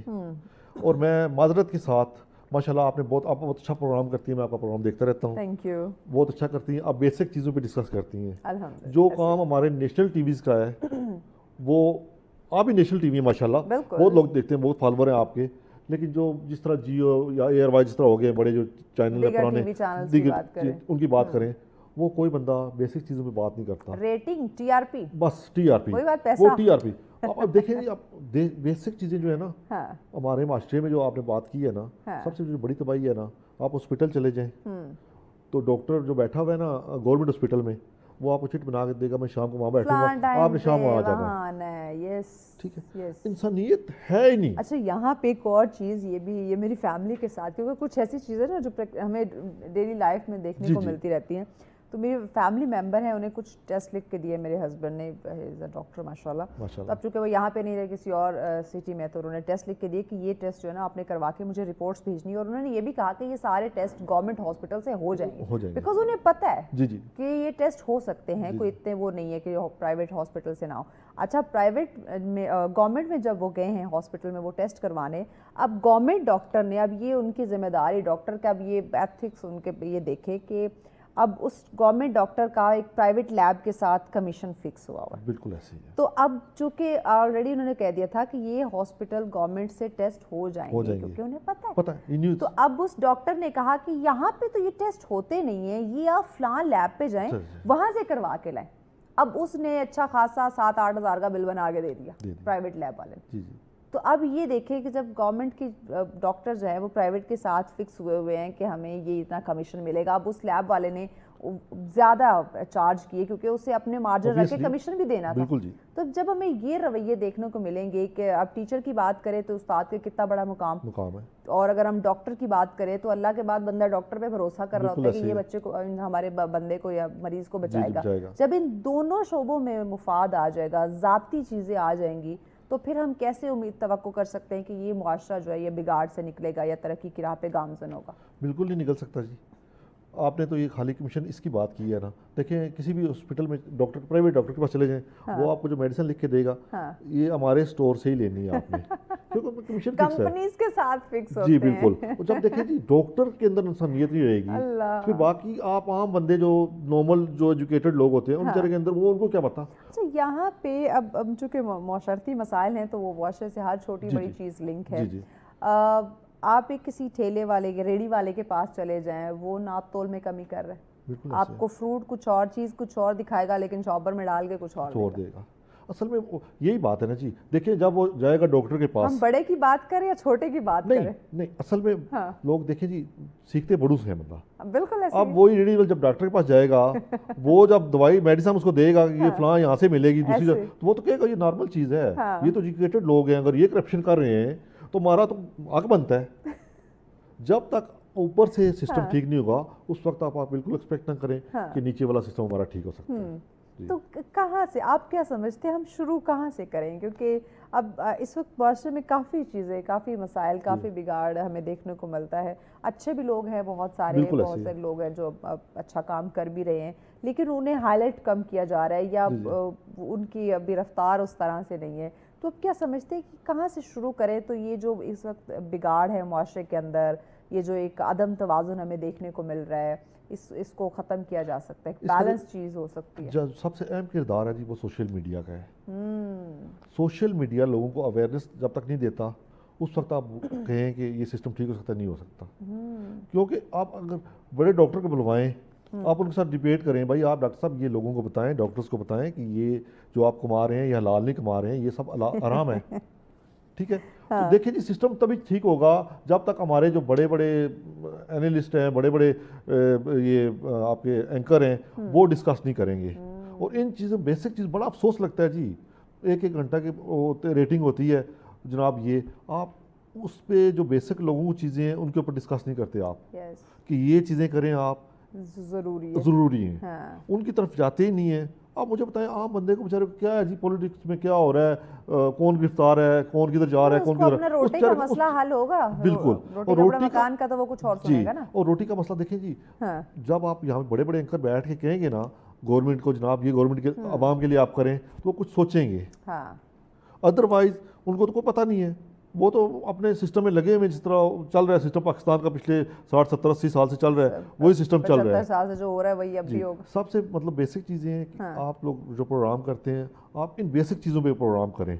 डॉक्टर्स को बुलाएं, उनको बुलाएं डॉक्टर साहब ये आप जो कर रहे हैं ये सही नहीं कर रहे हैं, टीचर को बुलवाएं आप, ठीक है। इसी तरह आप ये जो मतलब क्लास 4 का बंदा बुला लें कि भाई आप ये आपके पास बंदा आता है तो आप कम अज़ कम क्यों करते हैं ऐसा। लेकिन ये चीज़ें हमारे अंदर कुछ भी नहीं, कोई बंदा चीज़ों को फॉलो नहीं करता, कोई मतलब अवेयरनेस नहीं लोगों को, उस पोर्टल में चले जाएं। अगर मीडिया, सोशल मीडिया की भी बात करें ना, तो इस वक्त आप देखें यहाँ पे ना एक वही रेटिंग, टीआरपी, व्यूअरशिप और लाइक्स के चक्रों में हम पड़े हुए हैं कि किसका कितने टीआरपी जो है वो ज़्यादा हो सकती है। ब्रेक लेनी है, ब्रेक के बाद नासिर साहब इस पर हम बात करते हैं। नाज़रीन साथ रहेगा, मिलते हैं एक शॉर्ट ब्रेक के बाद। वेलकम बैक नाज़रीन, आप देख रहे हैं सच सवेरा। बात कर रहे हैं हम इस वक्त माशरती मसाइल के हवाले से, माशरे में किन मसाइल का हमें सामना है और किस तरह से उन मसाइल का हल निकाला जा सकता है या उन इश्यूज़ को दूर किया जा सकता है ताकि एक मिसाली माशरा जो है वो बन सके और लोग अमन पसंद हों, सुकून हो, तमाम तर जो बुनियादी ज़रूरियात ज़िंदगी है वो मुयस्सर हो, किसी किस्म के कोई मसले मसाइल ना हो, अदल व इंसाफ हो, कानून की पासदारी की जाए। ओवरऑल ज़िंदगी से रिलेटेड जितनी भी चीज़ें हैं हमें उन पे काम करने की, बेहतरी की तरफ जाने की ज़रूरत है। तो उसी पे हम बात करें। नासिर साहब हमारे साथ हैं। नासिर साहब, हम मीडिया, सोशल मीडिया की बात कर रहे थे कि इस वक्त हमारे लोगों का, या अगर हम उन इन्फ्लुएंसर्स की बात करें, यूट्यूबर्स की बात कर लें, उन एंकर्स की बात कर लें जिनको लोग ज़्यादा सुनते हैं या देखते हैं, उन पे आप क्या समझते हैं कि कितनी बड़ी जिम्मेदारी आयद होती है कि वो अपनी रेटिंग, टीआरपी, व्यूअरशिप से हट के अपनी एक ऐसी जिम्मेदारी को समझें कि लोग हमें सुनते हैं और हमें हक सच की बात करनी है और हमें वो बात आगे फैलानी है जो मुआशरे के लिए, जो लोगों के लिए फ़ायदा मंद साबित हो, ना कि उन्हें डिट्रैक करने की कोशिश करें। देखिए जी, अब तो जितना सिस्टम चल रहा है ना मुल्क का, वो आपके जो एंकर पर्सन उनके ऊपर चलता है, पाकिस्तान में स्पेशली। ऐसे ही है। बाहर के मुल्कों में लोगों के पास टाइम ही नहीं होता कि वो टीवी लगा के देखें, सोशल मीडिया के देखें। और दूसरा जो ये हमारे यूट्यूबर हैं, ये भी आप देखेंगे ना, जो कुछ सीरियस टॉपिक पे बात करता है उसको कोई व्यूअरशिप नहीं मिलती, ऐसे ही कोई वैल्यू नहीं करता, कोई वैल्यू नहीं करता। हमारे लोग बेहिस हो चुके हैं। कोई फनी वीडियो लगाएंगे आप, उसके देखेंगे आप मिलियन में व्यूअर्स होंगे, और लेकिन आप दीन की बात करेंगे, कोई अच्छी बात करेंगे, बच्चों के लिए बात करेंगे, भाई बच्चों को ये चीज़ें, उसके ऊपर कोई लोग ध्यान भी नहीं देते, कोई तवज्जो नहीं करेगा। जब तक लोगों के अंदर एहसास पैदा नहीं होगा, मतलब हम कोई अच्छी बात सुनना ही नहीं चाहते। हाँ जी बिल्कुल, अच्छी बात की तरफ लोग जाते ही नहीं है।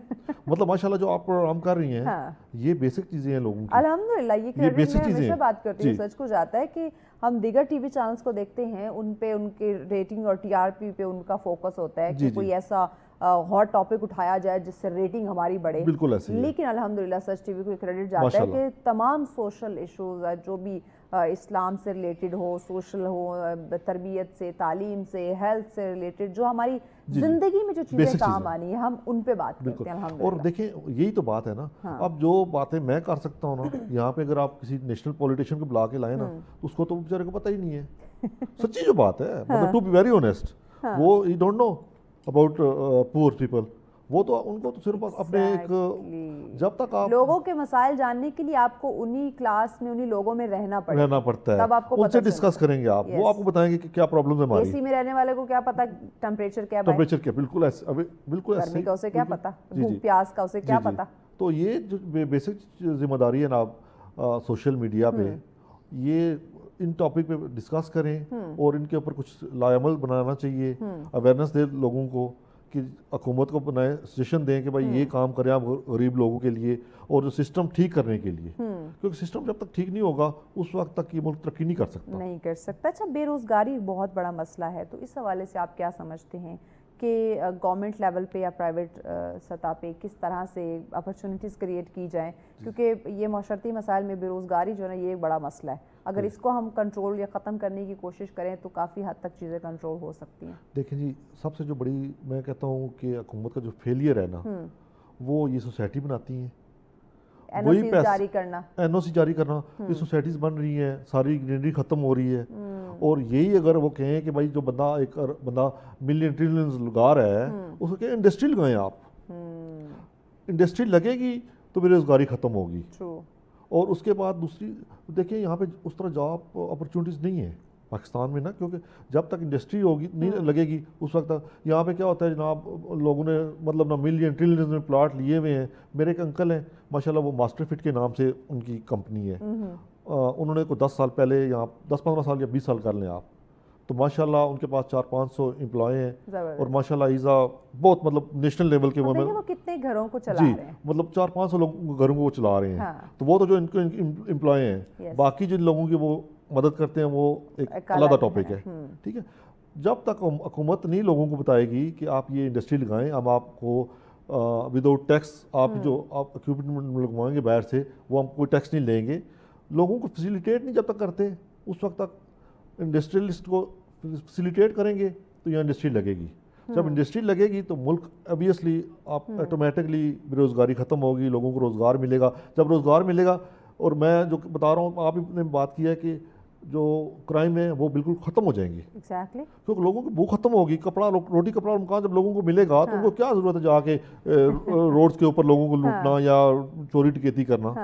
तो ये हुकूमत का फ़र्ज बनता है कि लोगों को अपॉर्चुनिटीज़ क्रिएट करें, लोगों को स्मॉल बिजनेस लगाना चाहिए, छोटी छोटी इंडस्ट्री लगें, उनमें लोगों को जॉब दें, और उसके बाद फिर ये जो बिजली के जो है इनके वो भी उनको फ्री प्रोवाइड करें कि भाई आप इंडस्ट्री लगाएं। यहाँ पे अनफॉर्चुनेटली होता है, हमारे गवर्नमेंट जो मुलाजिम है उनको तमाम तर चीज़ें फ्री होती है, सैलरी अलग होती है, लेकिन जो बेचारा सैलरी बेस्ड बंदा है उसको तमाम तर चीज़ों का पे खुद करना पड़ता है, घर का हो, खाने का हो, बिजली का हो, फ्यूल हो, एवरीथिंग। अच्छा, एक और चीज़ मुझे बताए, ब्रेन ड्रेन का सिलसिला बहुत हमें देखने को मिल रहा है, और जिसमें हमारी जो यूथ है ख़ासकर वो हमें दिखाई दे रही है। एक चले अगर वो बाहर जाते हैं, रेवेन्यू जनरेट होता है पाकिस्तान में, वो अब एक डॉलर की शक्ल में आता है, एक पॉजिटिव चीज़ है, लेकिन आपका एक ऐसा एसेट, एक स्किलफुल एसेट जो है वो आपकी यूथ जो है वो बाहर जा रही है और वहाँ जाके वो सर्व कर रही है बनस्बत वो अपने मुल्क में सर्व करे। एक तो रीज़न की इंडस्ट्री नहीं है, अपॉर्चुनिटीज़ नहीं है, इसके अलावा आप और क्या समझते हैं कि किस तरह से ये ब्रेन ड्रेन को हम रोक सकते हैं अपने नौजवानों को बाहर जाने से, ताकि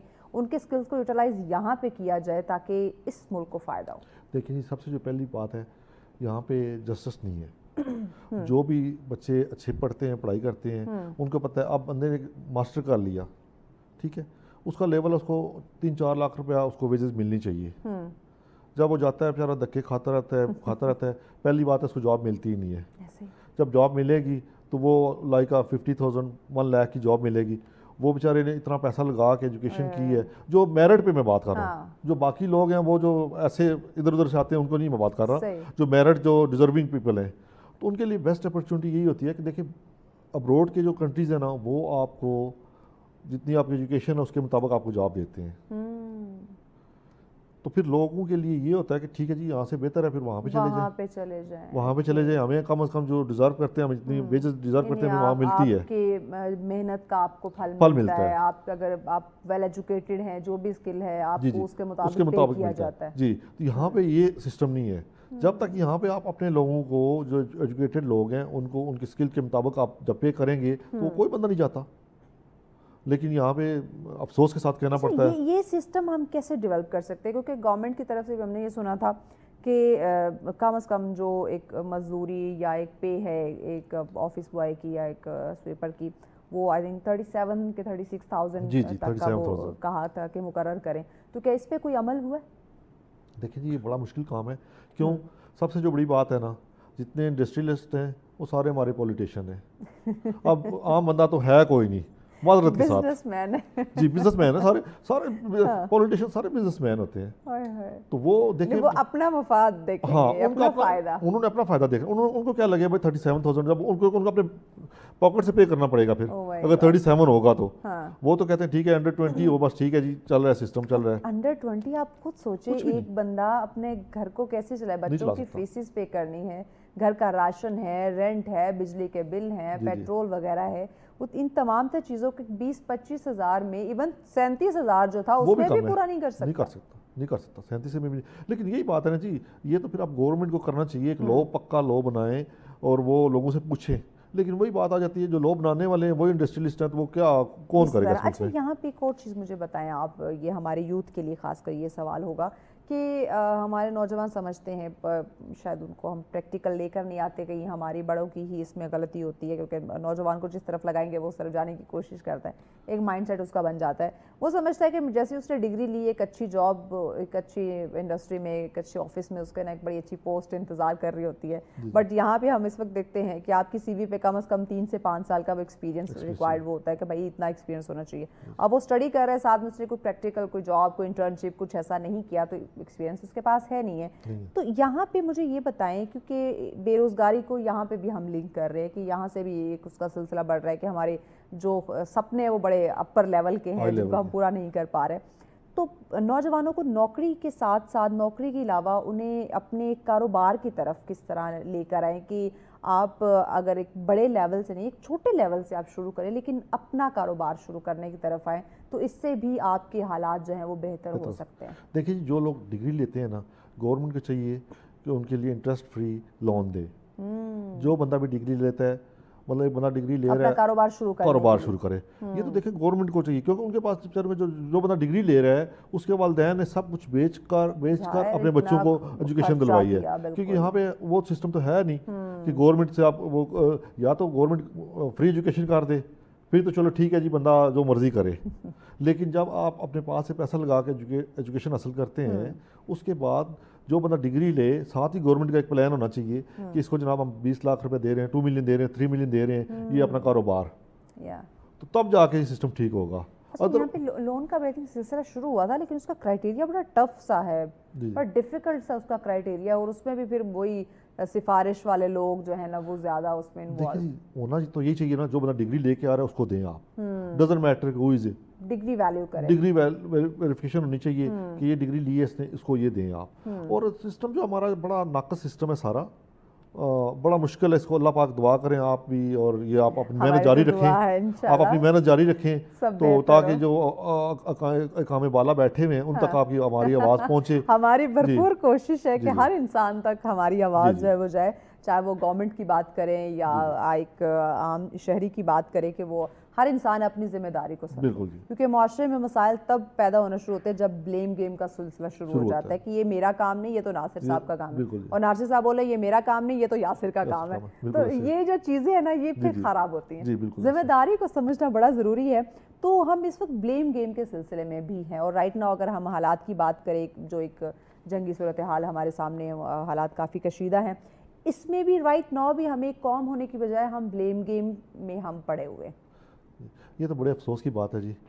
یہ اس وقت یہ ہمارے ملک کے لیے بالکل اچھی بات نہیں ہے کہ آپ بلیم گیم میں پڑیں، کیونکہ جب جنگ کی صورتحال ہوتی ہے سب کو یونائٹ ہونا چاہیے. میرا نہیں کام، یہ اس کا کام ہے، یہ میری غلطی نہیں، یہ اس کا قصور ہے. نہیں، یہ تو یہ ٹائم نہیں ہے، یہ ٹائم بعد میں آ جائے گا. یہ تھوڑا سا مشکل ٹائم ہے. یکجا ہونا چاہیے، یونائٹ ہونا چاہیے، آپس میں ایک دوسرے کے ساتھ چلنا چاہیے، تب جا کے قومیں کامیاب ہوتی ہیں. جب حالت جنگ میں ہوں تو اس وقت یہ آپ بلیم ایک دوسرے کو بالکل جو ہے نا یہ نہیں کرنا چاہیے. ایکوالٹی کتنا میٹر کرتی ہے اگر آپ نے کسی بھی قوم کو، کسی بھی معاشرے کو اگر آپ نے کامیاب بنانا ہے تو اس میں ایکوالٹی کا کیا رول ہے؟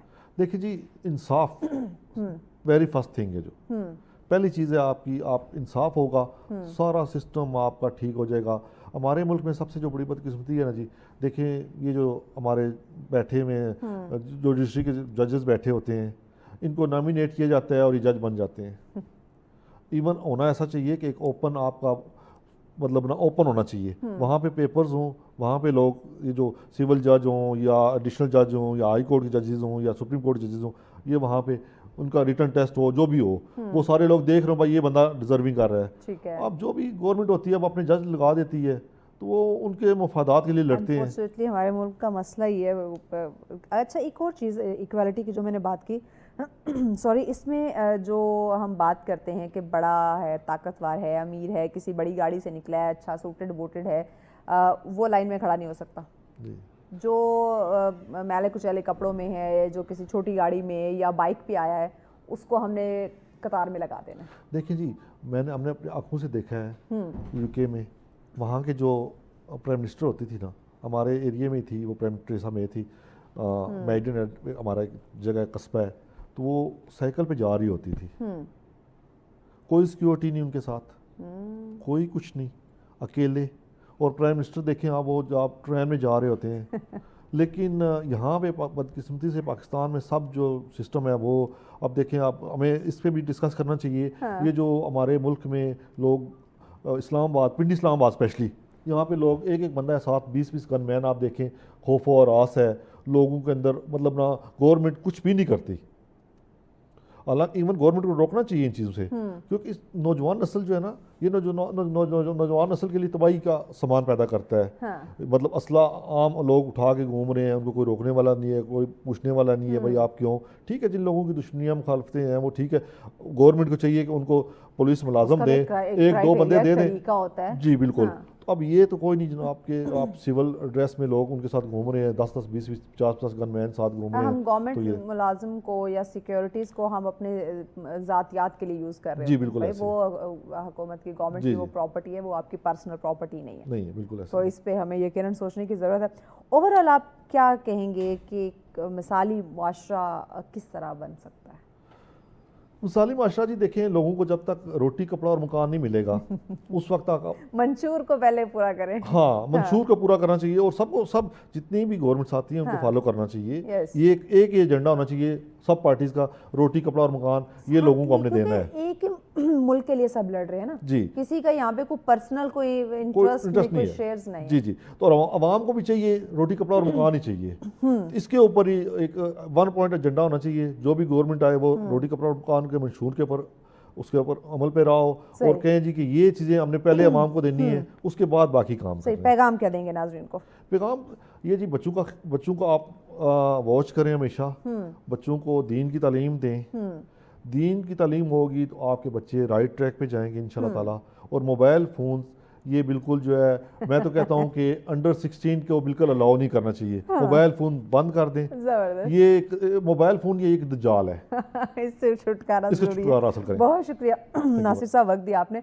यकीनन नाज़रीन, बहुत सारी चीज़ें हैं जिनको साथ लेकर चलना ज़रूरी होता है, जिनसे अवॉइड करना होता है। कुछ लिमिटेशंस होती हैं, बाउंड्रीज़ को क्रॉस करना जो है वो हमेशा ख़तरनाक होता है। तो आप तमाम तर चीज़ों पर फोकस करें ताकि हम इन माशरती मसाइल से निकल सकें, इसका हल यकीनी बना सकें। ब्रेक की जाने बढ़े, ब्रेक के बाद अगला टॉपिक आपके साथ शेयर करते हैं, साथ रहिए। वेलकम बैक नाज़रीन, आप देख रहे हैं सच सवेरा। आज का तीसरा और आखिरी टॉपिक बहुत खूबसूरत है, क्योंकि खूबसूरती पे बात करने वाले। वैसे तो हम अगर पाकिस्तान की बात करें, हमारा पूरा पाकिस्तान ही बहुत खूबसूरत है। इसके किसी भी सूबे को उठा के देख ले, उसकी अपनी एक खूबसूरती है, उसके अपनी उसके जो नज़ारे हैं दिलकश हैं। लेकिन आज हम जो बात करने जा रहे हैं वो हम कैपिटल, शहर इक़्तिदार यानी कि इस्लामाबाद की बात करेंगे कि इसकी जो खूबसूरती है वो किस चीज़ में ज़्यादा हमें देखने को मिल रही है और इसकी खूबसूरती को बरकरार कैसे रखा जा सकता है।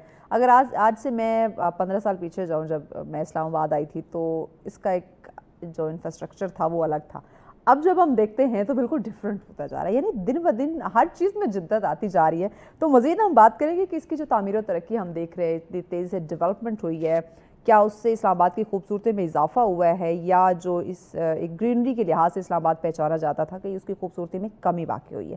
اس پہ بات کریں گے. اس پہ ڈسکشن کے لیے مہمان ہمارے ساتھ ہیں جی ریاض کھوکھر صاحب ہمارے ساتھ ہیں. السلام علیکم. کیسے ہیں ریاض صاحب؟ جی میں بالکل بہت شکریہ آپ نے وقت دیا. ریاض صاحب بتائیے کہ اسلام آباد کی خوبصورتی میں یہ جو تعمیر و ترقی کا یہ جو ڈیولپمنٹ کا اتنی تیزی سے اس میں جو اضافہ ہوا ہے، کیونکہ ہم وہ جو مارگلا کا ایک ایریا ہے اس کو جب ہم دیکھتے ہیں، پہلے اگر کچھ سال پیچھے جائیں تو بڑا ویران سا تھا اور بڑی گرینری بے شمار تھی، اور اب ہم دیکھتے ہیں اتنی تیزی سے ڈیولپمنٹ وہاں پہ ہوئی ہے کہ ہم خود حیران ہیں کہ یہ کیا ہو گیا ہے. تو کیا اس ڈیولپمنٹ سے اسلام آباد کی خوبصورتی میں اضافہ ہوا ہے یا کہیں کمی ہوئی ہے؟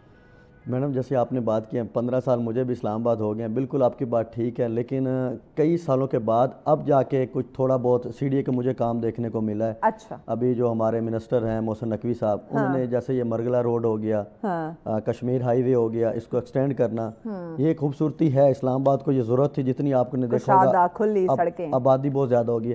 اب گرینری کی بات کریں، گرینری ہمیں ضروری یہاں پہ چاہیے. موسم آج دیکھا آج کتنا پیارا بنا ہے، اور بڑے دنوں کے بعد پچھلے اب 7-8 مہینے بارش نہیں ہوئی تھی. وہ وجہ یہی تھی کلائمیٹ چینج ہوا، درخت وغیرہ ہم نے کافی زیادہ ختم کر دیے اسلام آباد سے.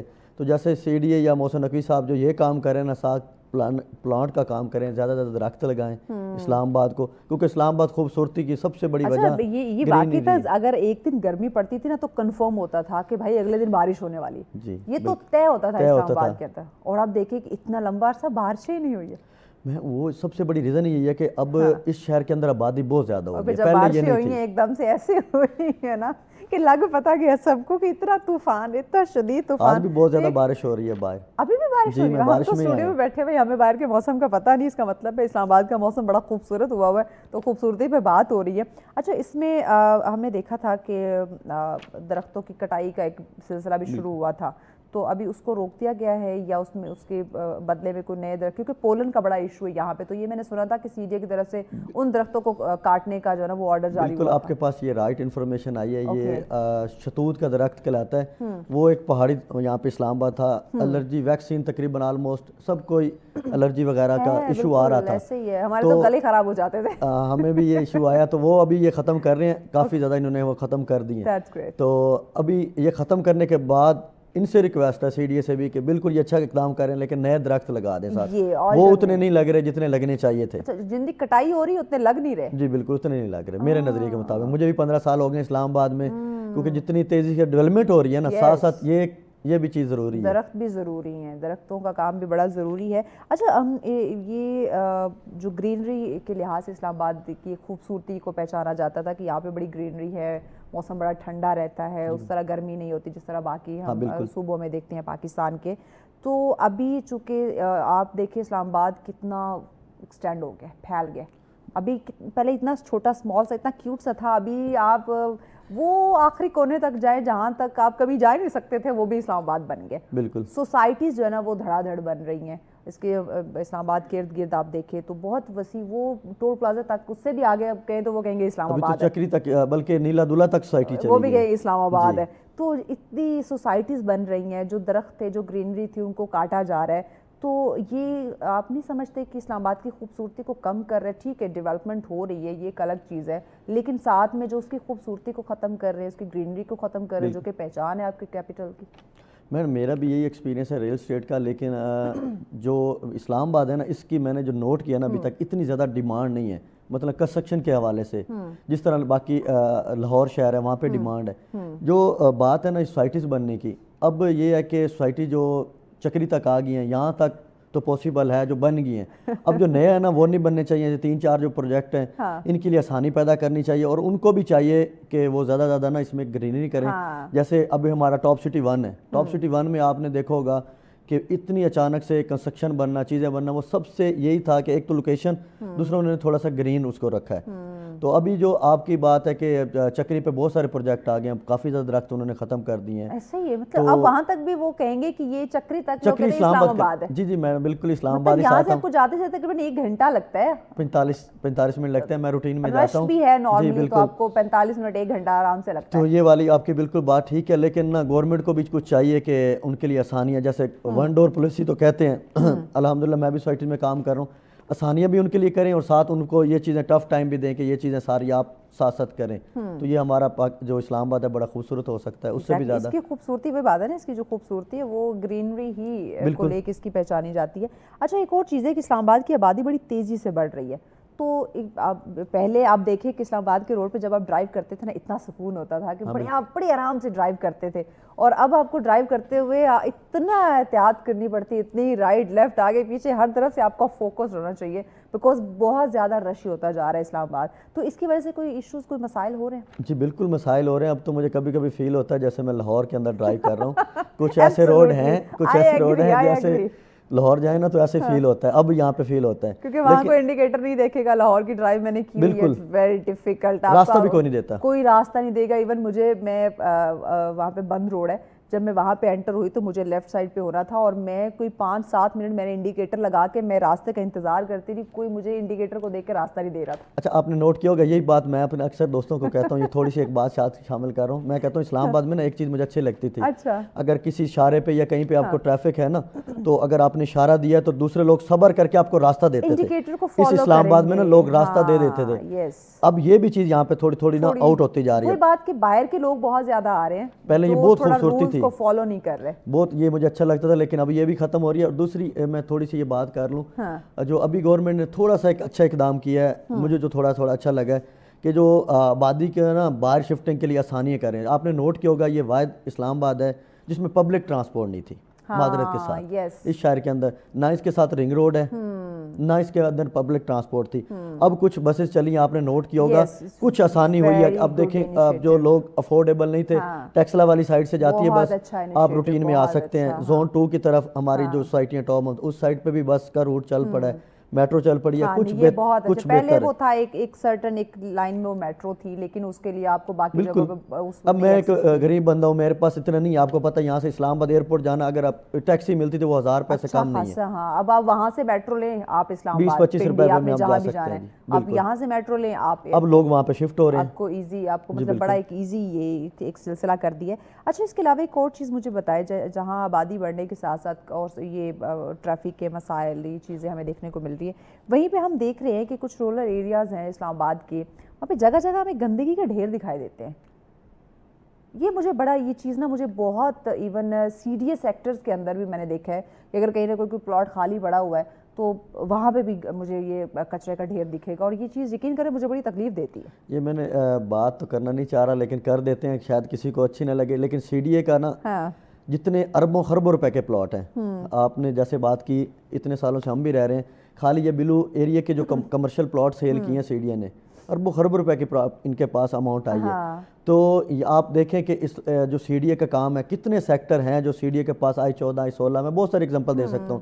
E16 کسی میں ڈیولپمنٹ آپ نے دیکھی ہے وہ بھی نہیں ہوئی. اور جو آپ بات کریں یہ صفائی کی، اگر یہ چاہیں نا تو اس کو اور بہت زیادہ خوبصورت کر سکتے ہیں جتنی اس کی اماؤنٹ ہے. مطلب پھر ہم کہہ سکتے ہیں کہ یہ بھائی CDA کے چہرے پہ ایک بدنما داغ دھبا ہے کہہ سکتے ہیں. ابھی اس پہ ہم ریکویسٹ کریں گے کہ تھوڑا سا اس کو اور بہتر کریں. جتنی آپ کے پاس ادارہ اتنا اچھا ہے، کیپٹل شہر ہے، یہاں پہ آپ کو انٹرنیشنل کے ہر طرح کے لوگ ملتے ہیں. پاکستان کی نمائندگی ہے یہ شہر، کیپٹل اتنا خوبصورت کراتا کہ دنیا کے لوگ تعریف کرتے تھے.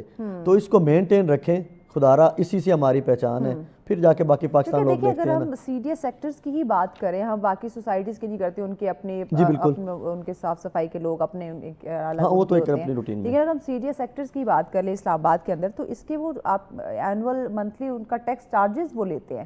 ہر گھر کا انہوں نے وہ ایک ٹیکس ایک چارجز رکھا ہوا ہے. اس کے باوجود آپ اس سیکٹرز کی صفائی کو مینٹین نہیں کر پا رہے. آپ نے وہاں پہ جو لوگ ہائر کیے ہوئے جو صفائی کے لیے کچرا اٹھانے کے لیے آتے ہیں وہ بھی پراپر صفائی کر کے نہیں جاتے. اٹ مین کہ جو ان کو ہیڈ کر رہا ہے وہ خود بھی کام چور ہے. روٹین میں بس وہ جس طرح کام چل رہا ہے نا پاکستان میں سسٹم ہے، لوگ آتے ہیں، ہم CDA میں ہمارا بھی گھر ہے، لوگ آتے ہیں وہ کچرا دے دیں جی اٹھا کے چلے جاتے ہیں. مینٹین جس طرح آپ کی بات ہے نا، جس طرح خوبصورت شہر ہے پراپر مینٹین کریں نا. اس کا 3D ایلیویشن دوبارہ بنا لیں، اس کے سروے ہوں، سیکٹر وائز شروع کر لیں، F6 سے سٹارٹ کریں، دوبارہ روڈ کارپیٹ ہوں، فٹ پاتھ ہوں، کلر ہوں، تو بہت بہترین ہو سکتا ہے یہ پورا اسلام آباد. مجھے ایک اور چیز مجھے بتائیں، چلیں یہ اس پہ آج پروگرام ہو گیا، ایک اچھی چیز ہے. میرے مائنڈ میں کب سے یہ سوال تھا جو میں چاہتی کہ میں کس انسان سے یہ سوال کروں کہ جو CDA سیکٹرز ہے، ایک تو ان کے اپنے وہ ایک نقشے پہ انہوں نے اس کو تعمیر کروایا ہوا ہے. اب جہاں وہ ٹیکس لیتے ہیں ہر گھر سے، کیا ایسا کوئی سروے یا ایسی کوئی پلاننگ نہیں ہوئی؟ کیونکہ بہت سارے میں نے گھر ایسے دیکھے ہیں جو کہ بڑے پرانی کنسٹرکشن ہے, ان کا کوئی پینٹ نہیں, کوئی ان کو پراپر رینوویٹ نہیں دوبارہ کروایا گیا, یا ان کی صاف صفائی یا جو آس پاس درخت وغیرہ لگے ہوئے ان کی کانٹ شانٹ کا کوئی خیال نہیں. تو کیا اس طرح کا کوئی سی ڈی اے کا آنرز کے ساتھ کوئی کانٹریکٹ یا کوئی ڈیل یا کوئی ایسی بات نہیں ہوتی کہ بھائی آپ نے اپنے گھر کو اتنے ٹائم بعد پورا باہر سے جو ہے اس کو رینوویٹ یا اس کو پینٹ کروانا ہے تاکہ وہ خوبصورت نظر آئے؟ یہ بڑا اچھا آپ نے ویسے پوائنٹ اٹھا دیا, یہ شاید ہمارے مائنڈ میں بھی, میرے فیلڈ میں بھی مائنڈ میں نہیں تھا یہ پوائنٹ. اگر وہ نوٹ کر لیں تو بہت اچھا ہے, اور یہ ہو سکتا ہے کیونکہ دیکھیں دونوں طرف سے اب لوگ بھی ڈرتے ہیں. میرا گھر ہے نا, تو یہاں پہ آپ کو پتہ ہوگا کہ اگر بلا اجازت کوئی درخت کو چھیڑ دینا, اس پہ بھی سیڑھی آ کے ایکشن کر دیتا ہے بلا وجہ. اگر وہ یہ خود ہی مینٹین کر لیں, بتا دیں کہ آپ نے 6 منتھ بعد کہ اس کو پینٹ باہر سے فرنٹ سے آپ نے یہ صفائی رکھنی ہے, درخت کو آپ اس لیول پہ کٹنگ کر سکتے ہیں, اس کو خوبصورت بنا سکتے ہیں, تو یہ بڑا اچھا اقدام ہو سکتا ہے. اور اس کے ساتھ جو یہ جو پی ایچ اے کے فلیٹس وغیرہ یا گورنمنٹ کے فلیٹس اپارٹمنٹس وغیرہ ہے, ان کا حال دیکھیں آپ کے مین سیکٹرز کے اندر ہے. جب آپ ان کا حال دیکھتے ہو اور آپ کو لگتا ہے کہ آپ کسی نا بہت ہی کوئی عجیب قسم کی آبادی میں چلے گئے, اسلام آباد میں ہے ہی نہیں. بہت زیادہ یہ G11 میں آپ نے دیکھے ہوں گے پی ایچ اے فلیٹ میں, G9 میں ہے یہ چیزیں نا یہاں پہ. اور زیادہ تر نا گورنمنٹ کے امپلائز سی ڈی اے کے خود امپلائز رہ رہے ہیں G9 کے اندر, I9 کے دیکھیں, ٹھیک ہے, سارے وہی رہ رہے ہیں, تو ان کا بھی دل کرتا ہوگا. تو یہ چیزیں ہم نے ہائی لائٹ کر دی ہیں, اگر یہ کر دیں تو بہترین چیز ہے. ایک ہوتا ہے آپ کے پاس انفراسٹرکچر یا تو نہیں فنڈ نہ ہوتا, ہو, میں آپ کی بات کر رہا ہوں, یا تو ایک چیز ہوتی ہے نا بندہ آگے سے اگنور کرے کہ فنڈ نہ ہو.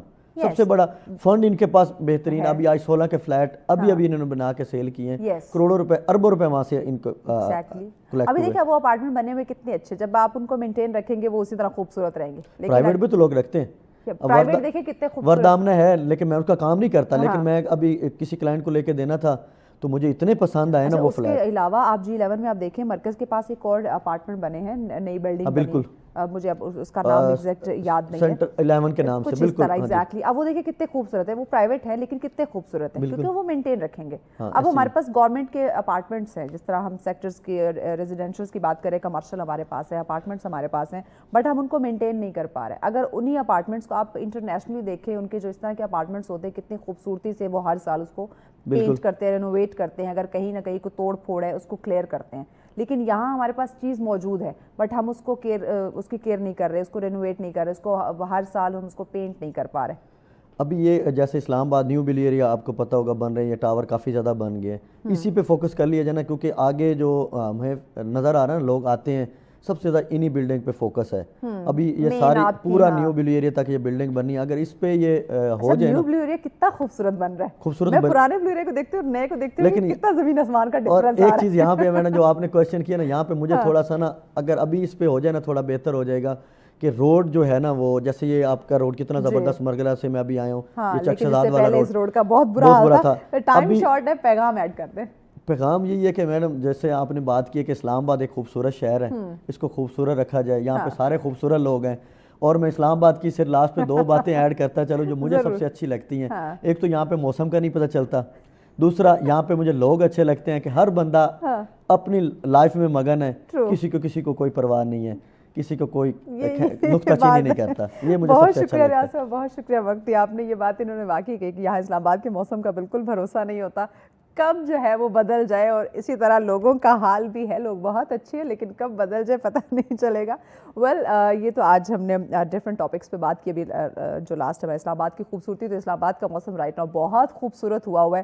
آپ جو اسلام آباد کے رہنے والے ہیں وہ انجوائے کریں, اور جو اس کے مضافات میں ہے وہ ویڈیوز دیکھ کے انجوائے کریں. لیکن بات یہ ہے کہ آپ اپنے اندر کا موسم خوبصورت رکھیں تو اوورآل تمام چیزیں آپ کی خوبصورت ہوتی چلی جائیں گی. اسی پیغام کے ساتھ ہمیں اجازت دیجیے, اللہ نے کے بعد.